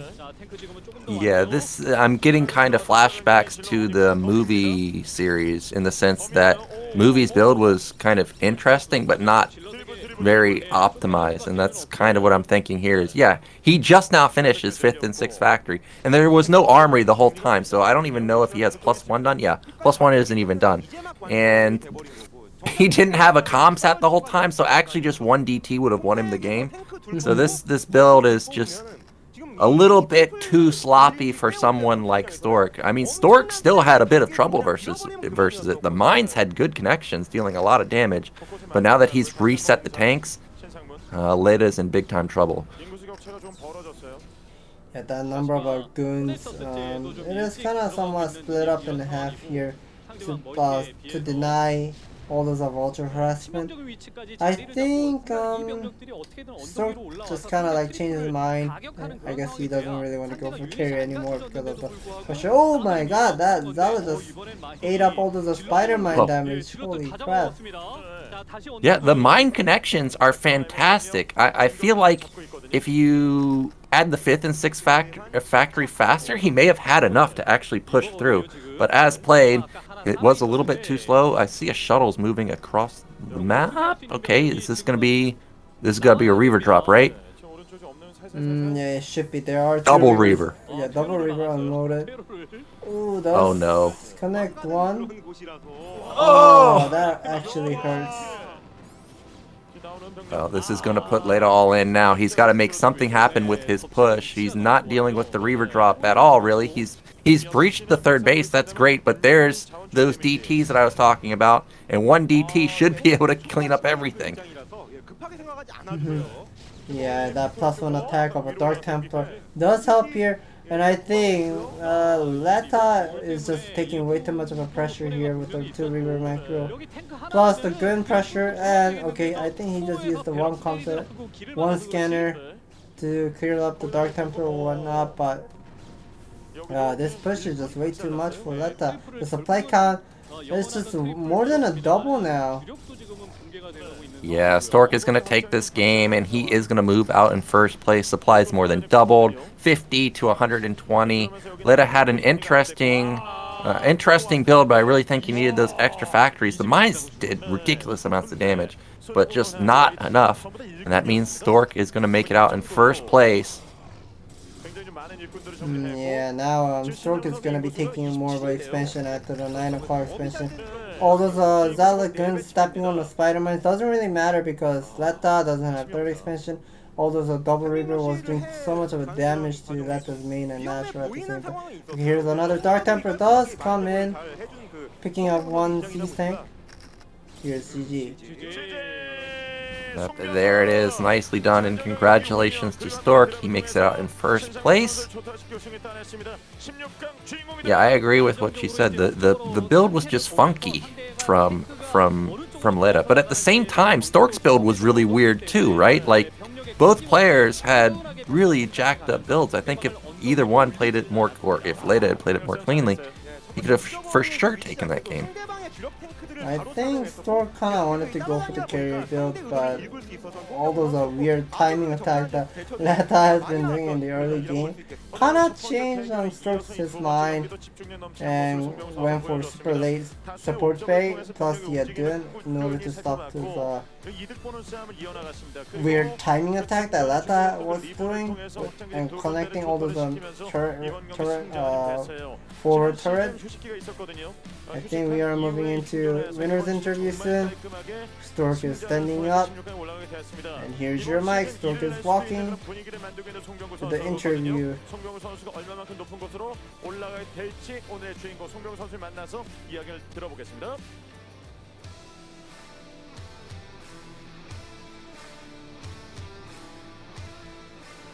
ASL Season12 24강 2조 경기 함께하고 계십니다. We are now 16강 진출자가 탄생했는데 been casting all those ASL Season12 Ro.24 Group E.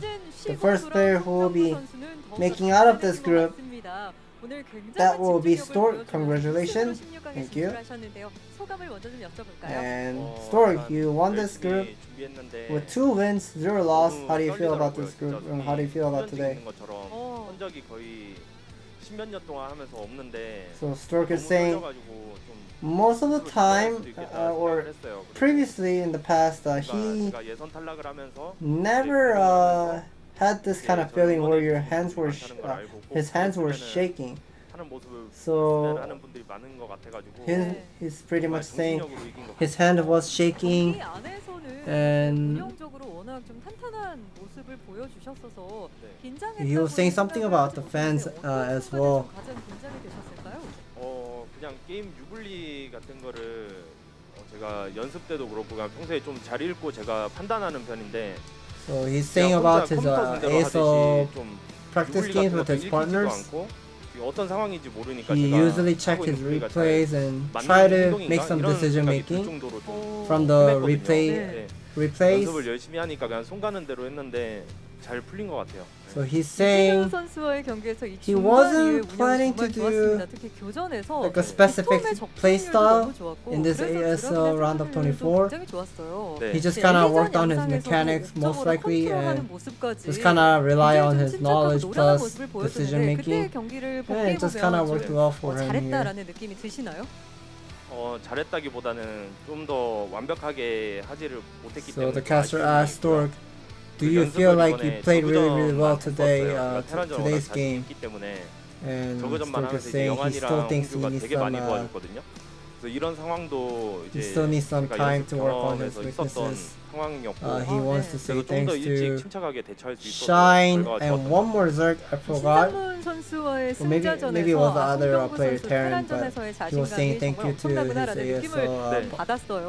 practice 그만큼 partner. 송병구 선수가 원하는 대로 좀 경기가 풀려가는 모습이었는데 네. 16강에서도 그렇다면 좀 테란을 만나고 So in 싶은 this 마음이 있으실까요? ASL Season12 round of 사실 24, 누구를 만나도 the 상관이 없고 game, 제가 이번에 the game scenario ASL was 참가를 kinda 마지막으로 이제 하려고 해요. 그래서 was leaning 응원해 towards to 주신 your 분들이 play, 많다 보니까 to your 그냥 최선을 scenario 다하는 where you wanted to 모습만 go 보여드리고 for 싶은 게 제 any kinds of 목표거든요. build style and 그래서 상대 가리지 않고 taking all those 열심히 lead in the 준비해서 beginning. 경기력 보여드리는 게 제 목표입니다.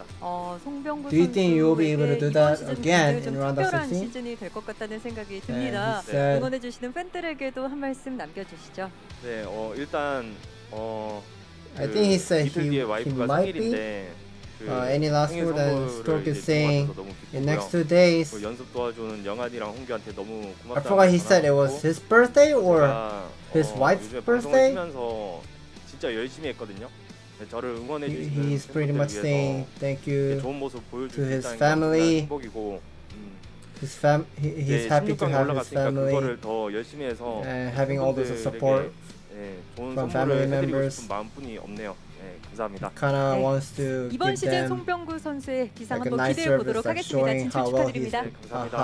how well he was prepared for this 자, ASL. 이렇게 해서 2조에서 가장 how well 먼저 he will be 16강에 played 진출한 in ASL. 송병구 선수와 함께 So thank you 인터뷰 for 나눠봤습니다. 저는 잠시 후에 오늘 두 cheering me. 번째 진출자와 돌아오겠습니다. And we're done with the interview.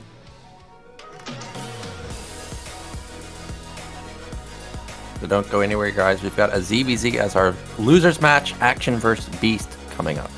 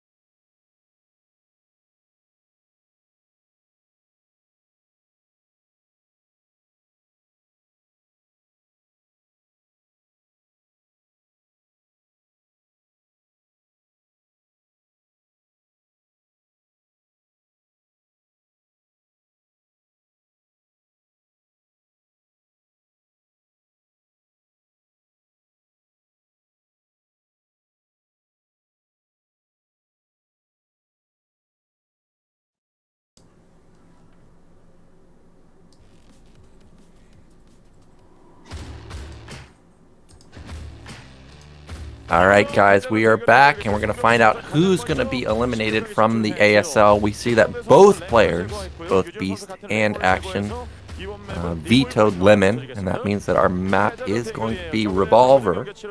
Now, we talked about, I think we saw the statistics for this map. The rush distance was like 28 seconds horizontally, I think. So we may see somebody open with something like a 9 pool.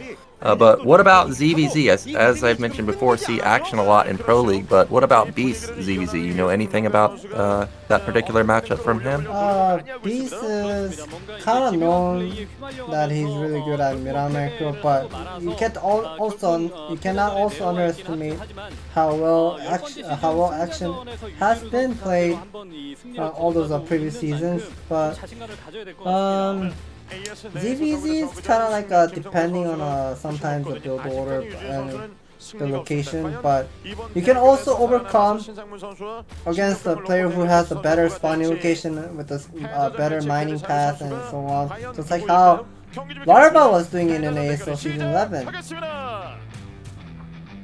Yeah, let's get into our losers match. Find out who's going to be eliminated from Group E.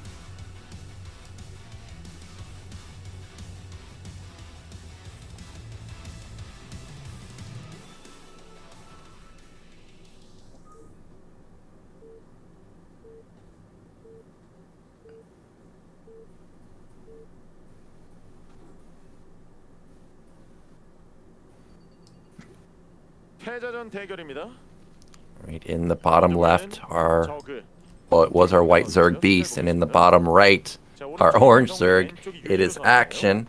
So we do have the horizontal spawns. I think this is the fastest rush distance on this map, if I remember correctly. Both players are not going to scout the correct way, so we are going to have, both players are going to be blind, and it may come down to that coin flippiness in ZVZ where somebody might just have an absurd build order advantage. Now I noticed right now, and at the bottom side of that particular base, is that a half mineral patch? Yeah, there are 10 mineral fields at the main base, just like Ascension. 9 of the mineral fields has 1500 mineral fields, but the one last one has about 749 or something, or maybe it's 500. Yeah, I was just curious because a lot of times, players would mine that last. I don't think that's a big deal in ZVZ, but okay, we've got Action going for fast gas. That means he's going to go for an early pool. Meanwhile, Beast is banking those minerals, and we may see a 12 patch opener. Oh, wait, is he actually turning that oval direction to the center of the map? If you are turning that oval direction to the center of the map, you are immediately going to go for 12 hatchery.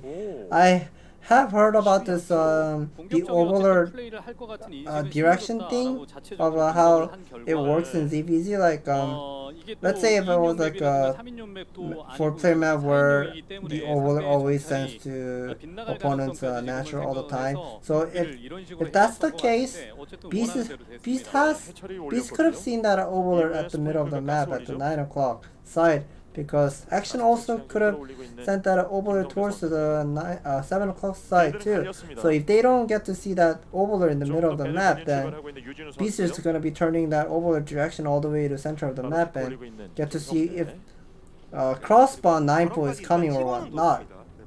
Yeah, that's what I was going to mention. Is what I like here is you look at the vision on the map for Beast right now. He can almost see everything in the center of the map. He would definitely see Lings coming, so that would give him enough time to react. Meanwhile, Action, he's going straight into lair. First couple Lings are being produced. I don't think it was 6 all at once. So that's going to let Beast get this base up and running. Yeah, if I remember correctly, Action had that extractor started as soon as the oval production started. So it wasn't the spawning pool first. He had gone for the extractor plus the spawning pool later on, like the temple or whatnot. But I think he's just pretending that he's playing kind of like a standard one. But if Beast kind of moves out with the Zergling. I think he's just gonna be moving out with the metabolic boost timing here. I think he should have that metabolic boost already at 3 minutes here. Well, Action already has Lings, and that Overlord did spot Ling movement, so you can see Beast instantly stays in his base, does not want to overstep his bounce. Now that's a drone, and in ZVZ, every larva matters, and already Action may be able to get a favorable trade here. I think it's 8 versus, or 10 versus 8 right now? Yes, that is 10 versus 8, but here's one drone is also supporting here for the fight, but I think it kind of evens out the battle here, and Beast knows, okay, this is not a 12 pool with the 2 hatch Zergling aggression. He knows this has to be 1 hatch playstyle, and Beast should be able to figure out that Action is just kind of staying with the 1 hatch playstyle with the making a lot of Zergling and going for the pressure here. He should be able, okay, he might just gonna go for like how Soma did in the, when was it, like a couple days ago, where he had gone for a lot of Zergling aggression and also getting the second extractor later on. I am so nervous for Action right now because already Beast obviously has larva advantage, but he also has drone advantage right now. I think it's just 6 on minerals for Action right now. Meanwhile, it's 9 for Beast. Now, what Action does have going for him is, of course, his Spire finished a little bit faster, and he has something like 200 more gas. But other than that, he's in big time trouble. Looks like Action may have snuck 2 Lings across the map, but that is so many Lings for Beast right now. Oh, he's able to get up the ramp! Yeah, all those, okay, I feel like Beast's Zergling kind of took a lot of damage by Action's Zergling here, but those Zergling try to do some damage, but attacking the Spire is not gonna be able to, he's not gonna be able to take the Spire down. Anyways, I think Action is doing quite a lot of job with the single Zergling, harassing that 3 drone. He got 3 drone kills with a single Ling. Meanwhile, like 30 Lings attacked Action's base, and I think they only got a single drone. So he might even get another one. What? These mutas might kill every drone. Yeah, this is really weird. That is for muta. I think Beast is also squeezing all those Vespene gas for something. He will have, okay, he will have the 4 muta as well, but I mean, he had all those larva advantages, but after losing all those drone count by 3 Zergling, he will need some time. Yeah, both players had their econ reset. Beast is down to 6 drones. Right now he's got 1 at the natural 2. I think Action has just 5 mining minerals. Both players lose and are going to lose both Overlords, and that's a big deal. Both players are extremely starved for resources, while a drone cycle for Beast. So he is powering out of this. You can see that Action still has about 120 gas advantage. So that's a muta and a couple rounds of Scourge. Oh my gosh, he just went pure mutas. And we know how good the pro muta micro is. I think Action might be able to just take the game right here. 8 mutas. Ooh, 8 muta versus, I don't know how many mutas does Beast have, but he does have about the even supply count. Here is a couple of nice muta micro. None of the Scourge did connect to those mutas here. Okay, Beast is right now squeezing all those Vespene gas for something that could be the Scourge here. Ooh, this is so intense. Yeah, and he can just bounce off of the Overlord or bounce off the off the lair. That's a drone. That means it's not mutas. And Scourge pop, but they're just sitting there. Okay, I'm not sure about making those Zergling right now for Beast. Oh, holy smokes! Okay, I thought he only had 3 mutas left. I was like, how many Scourge got connections onto 1 muta each? It's now 5 mutas versus 2, and it looks like Action is just barely going to have too much in the air.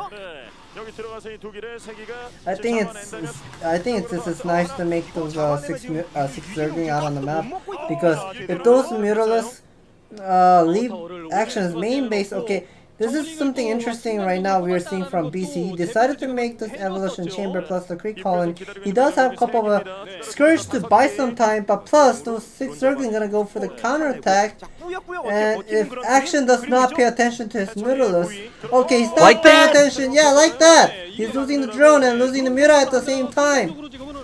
Oh my gosh, what a play from Beast. I thought that Action was just going to definitely take this game, and now the Lings get 3 drone kills, and he's got Spore set up in his main and his natural, and this is exactly what Beast needed to get back in this game. I mean, in this kind of like position, how can you actually think like you can actually make the Spore on time? Like normally you kind of like want to squeeze all of your resource for making Muta or Scourge to stop opponents' Mutalis here, but the decision making of how Beast is right now doing is just insanely good here. Well, what can Action do now? Like, he can't attack either hatchery because there's Spores sitting there. Scourge, I don't think this is gonna really do much, but he's down in Larva, of course. Oh no, did he find the Spire isolated? Well, there is a couple of he can kill it. Yeah, I guess maybe picking up drones might be better. Oh, he's killing so many drones. He's killed 3 already. I'm surprised he doesn't just kill that Spire. Oh, he loses a Muta. Oh, that's painful. Let's go with another one. Yeah, now one of the Mutalists is dangerously low HP, but now Beast does make one Mutalist here. I think he's just trying to buy some time. There's no anti-air for Action. One Muta is gonna force all of these Mutas to come back. I think Beast has done it. That's another Scourge connection. Another one. He gets. Oh, he can actually 1v1. It's over. I can't believe it.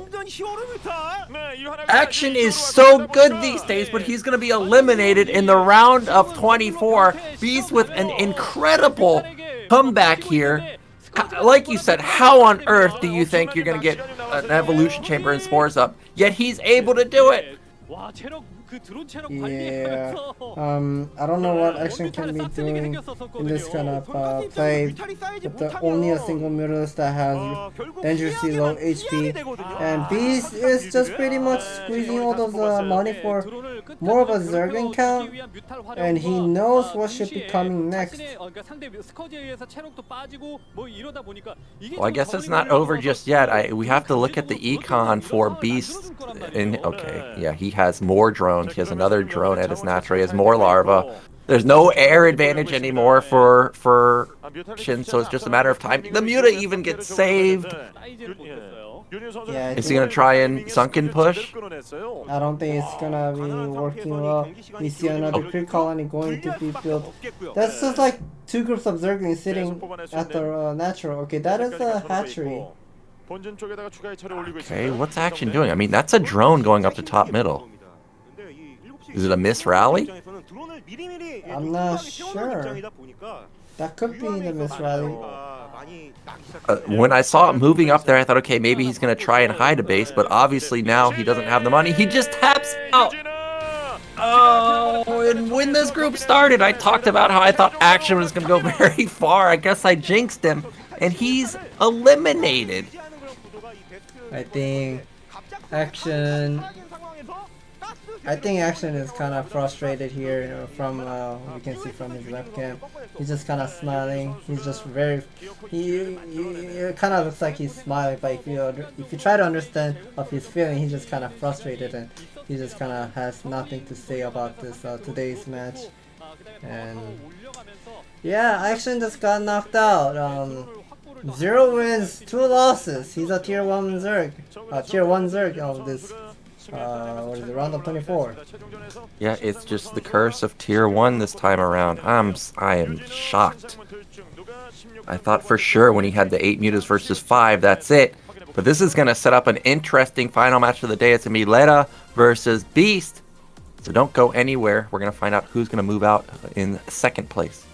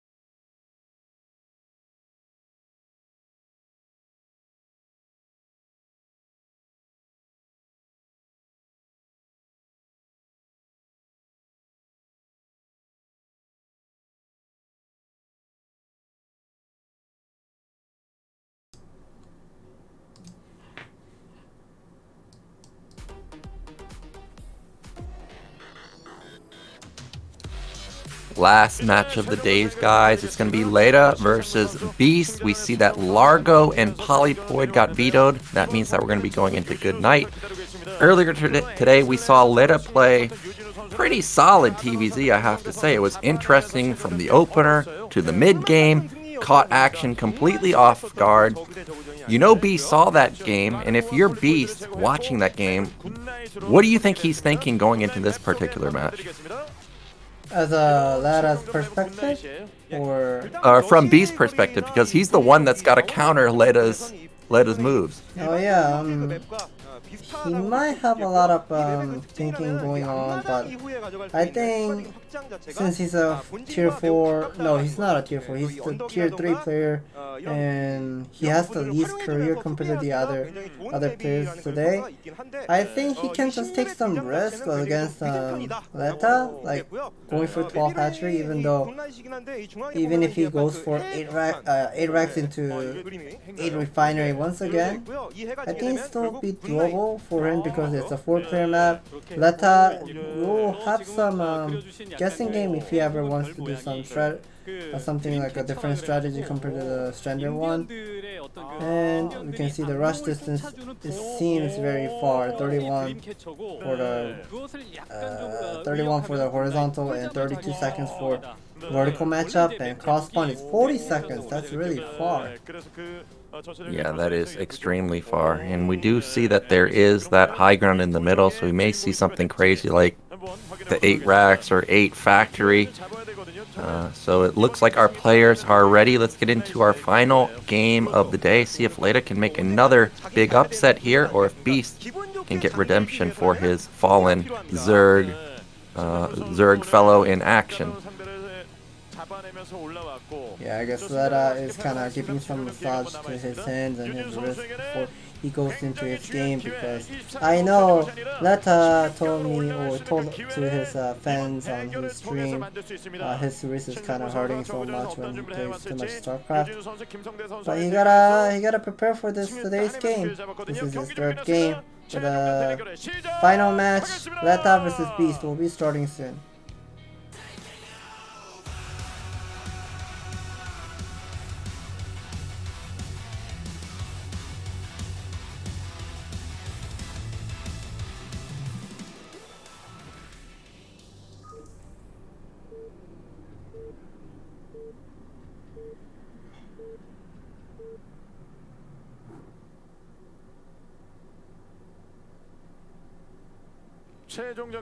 In the top right, our Terran player, it is Leta, and in the bottom right, our yellow Zerg, it is Beast. And to see that 8 factory in the first game didn't really surprise me, because AlphaGo, aka Last, I mean, if you watch Last stream these days, he loves to troll. He does so many weird builds. I think the last time I watched Last, he played on Whiteout versus Soma as Protoss and went Mass Scout and killed Soma. Did you ever see that game? Oh, I think I saw it on a YouTube video where yeah, he was kind of making fun of Soma, I believe. But I don't think Leta will be doing some kind of a weird build order in this kind of map. But we see Leta is moving out. And it is good to know he has spawned at the 1 o'clock side, because you can pretty much wall up the natural with nicely, like a straight line with the 2 depot with a single barracks, like a vertical way. And we see Beast is gonna go for 9 pull here. Yep, so he's making sure that he is not going to lose to any early game shenanigans from Leta. Now this wall is going to give him a really sick opener. He's going to only have to build like 1 Marine to hold any pressure, and he'll be able to build a command center pretty much for free behind that. Oh no, you cannot. 14 CC, and Leta, who had such an amazing game versus Action, he's gone from one extreme to the other. He went mega all in the first time, and now he's oh my gosh, he's gonna go for an economic opener, and unfortunately for him, this is unstoppable. He cannot get a Rax and Depot up in time if this is a command center. Yeah, Action turned that Overlord. Oh Before my that, god. CVCs. Okay, now he gets to confirm there's a CC. Well, unless this is some type of miracle hold or this depot gets up somehow, this game should be over. Sixlings are moving across the map. Leta had to build depot and racks at the same time, I think. Maybe he can get this up? Nope. That's going to scout, and that means the game is probably over. I think we're gonna be seeing some maybe the fastest match ever we can get to see in the offline game. And yeah, that depot, I don't think it's gonna be finished. It's just gonna be taking so much, and he's gonna be canceling. He canceled the command center, but the barracks will never finish. That Zergling attacking the barracks is much faster than barracks is SCV is constructing the barracks right now. Okay, barracks get killed. Yep, and he needed to pull almost every single SCV, and he only pulled 7. So 7 versus 6lings, 8lings. That is going to be Leta's dream down the drain in an instant. Oh my gosh. Look at that smirk from Beast. He knows he stole one there. Oh, that's so sad because Leta played so well versus Action. I guess Leta has prepared a lot of strategy-wise, but I guess he did not study off his opponent playstyle. I'm friends with Beast, and I played against Beast like more than 100 games. I know he does like 30 to 40% of the chance that he does 9 pull into 2 hatch, and I guess Leta was not aware of that, and he was way too greedy to do 14cc against Beast. I was kind of surprised to see 9 pull because if I was Beast and I wanted to shut down some aggressive play from somebody like Leta, I probably would have gone for like an overpull or a 12 pull. 9 pull feels like a little bit too much, but ends up getting the victory for him, and Leta is going to be kicking himself. Man, that's so unlucky. Of course, Beast got very lucky to scout the right direction. If it was another spawn, maybe he could have gotten up the wall in time. But regardless, nicely done from Beast. You got to give credit where credit is due. He had great play versus Stork, and then he had amazing game sense versus Action. Like, that's a ZVZ for the record books, really. Let's get into the interview. Alright, we are finally done with the last game of today. ASL Season 12, Round of 24 Group B. We get to see some different results that we were not actually expected to see. The player who is going to be advancing into Round of 16, that will be Beast. Congratulations. And how do you feel about today's game? And he's talking about his game number 1. He was saying he kind of lost up his morale, that he wasn't he was not playing really well against Stork, because all the decision and play that he was doing, Stork was pretty much countering everything. So for the second game, he said he wasn't really preparing anything, because ZVZ is kind of like depending on their mechanics and kind of relying on their build order, like rock paper scissors battle. So it kind of worked out well for Beast. And lastly, he said the game number 3 on the final match, he says it was kind of lucky that he was able to find out Leta's location with the first guy with the Overlord, and he was kind of happy. He kind of knew like this is an easy win as soon as he confirmed there was a command center. 저도 오히려 그걸 약간 꺾어가지고 한번 해봤는데 잘 먹힌 것 같아요. So he was saying, Beast was saying, how did you decide to do how did you decide to do that kind of decision making with the build order wise? And he kind of answered. From game number 1, he was playing completely standard against Stork, but things wasn't working really well. So he literally like flipped his mind into a different way, that he should be playing aggressive. So It just kind of worked out well in terms of a build orders battle between the opponent. 드론이 좀 많이 잡혔잖아요. So the caster was saying, the caster was saying, you lost quite a lot of drone in the beginning against Stork. Beast was saying he knew he was ahead in the game because he knows the Cybernetic score, like the Stargate timing, wasn't too fast compared to his Spire attack. So he thought if he has gone for the Mask Muta with the Scourge of a timing attack with the Armor 1 upgrade, he probably would be winning the game easily, but things was getting messed up by Zealot aggression by Stork, and he was kind of disappointed of his play style. Any last word? He said he wants to keep this desperation to keep playing better for this ASL Season 12. And thank you for rooting. Thank you to his fans. So he's saying a lot of Protoss players helped him.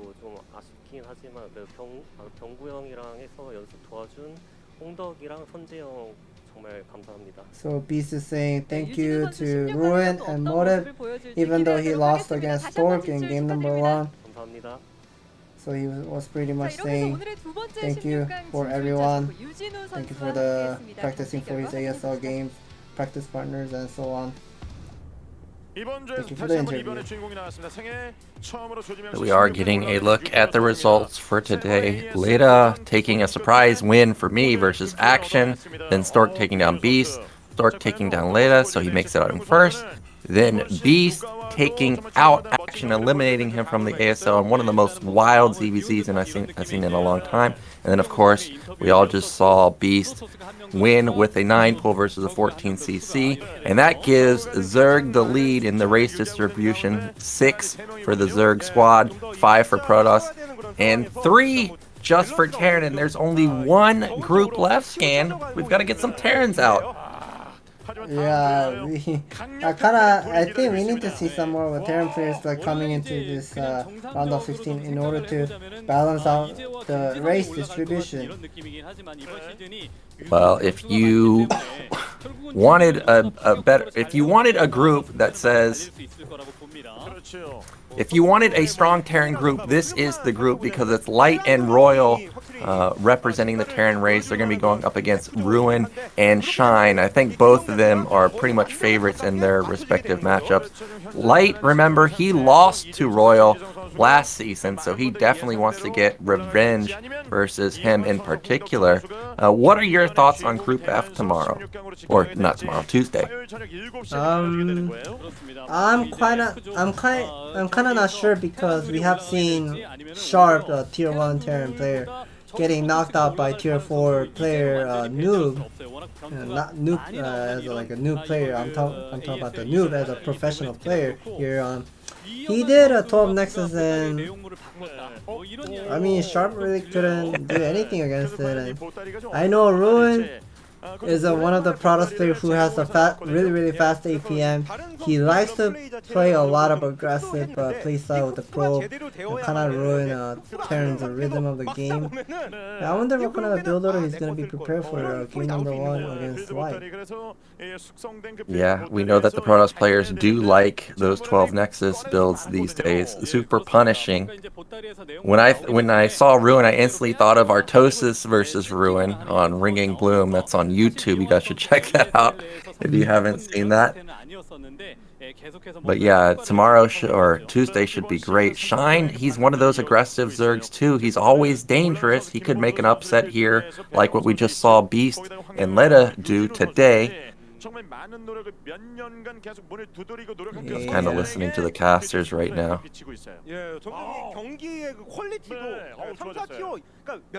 He was saying, he was pretty much complimenting to those tier 3 and tier 4 players that how well they are playing and knocking out a lot of tier 1 players in this ASL Season 12. Like the commentators are pretty much impressed how well they are playing.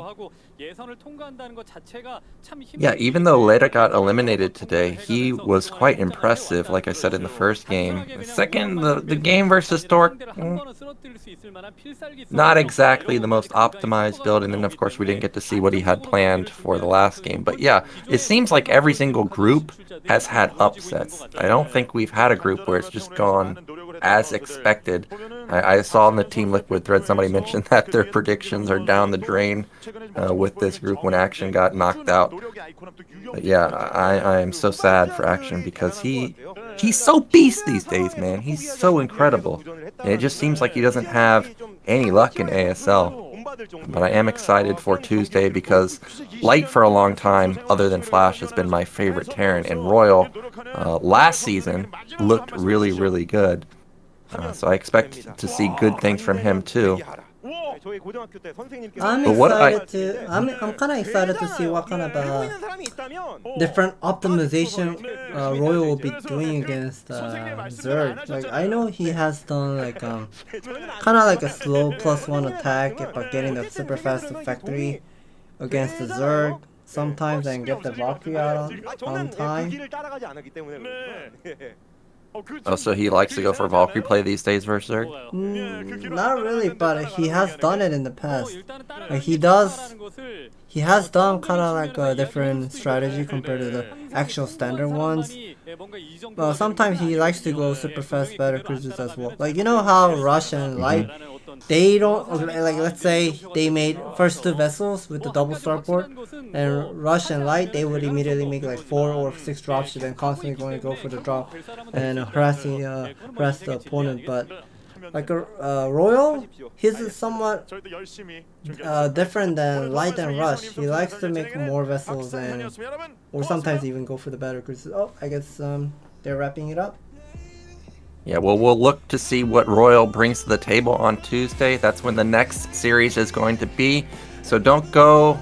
I guess we'll see you on Tuesday, guys. It's going to be the Terran group. Light, Royal, Shine, and Ruin should be very exciting. I'll see you there Tuesday, same time, same place.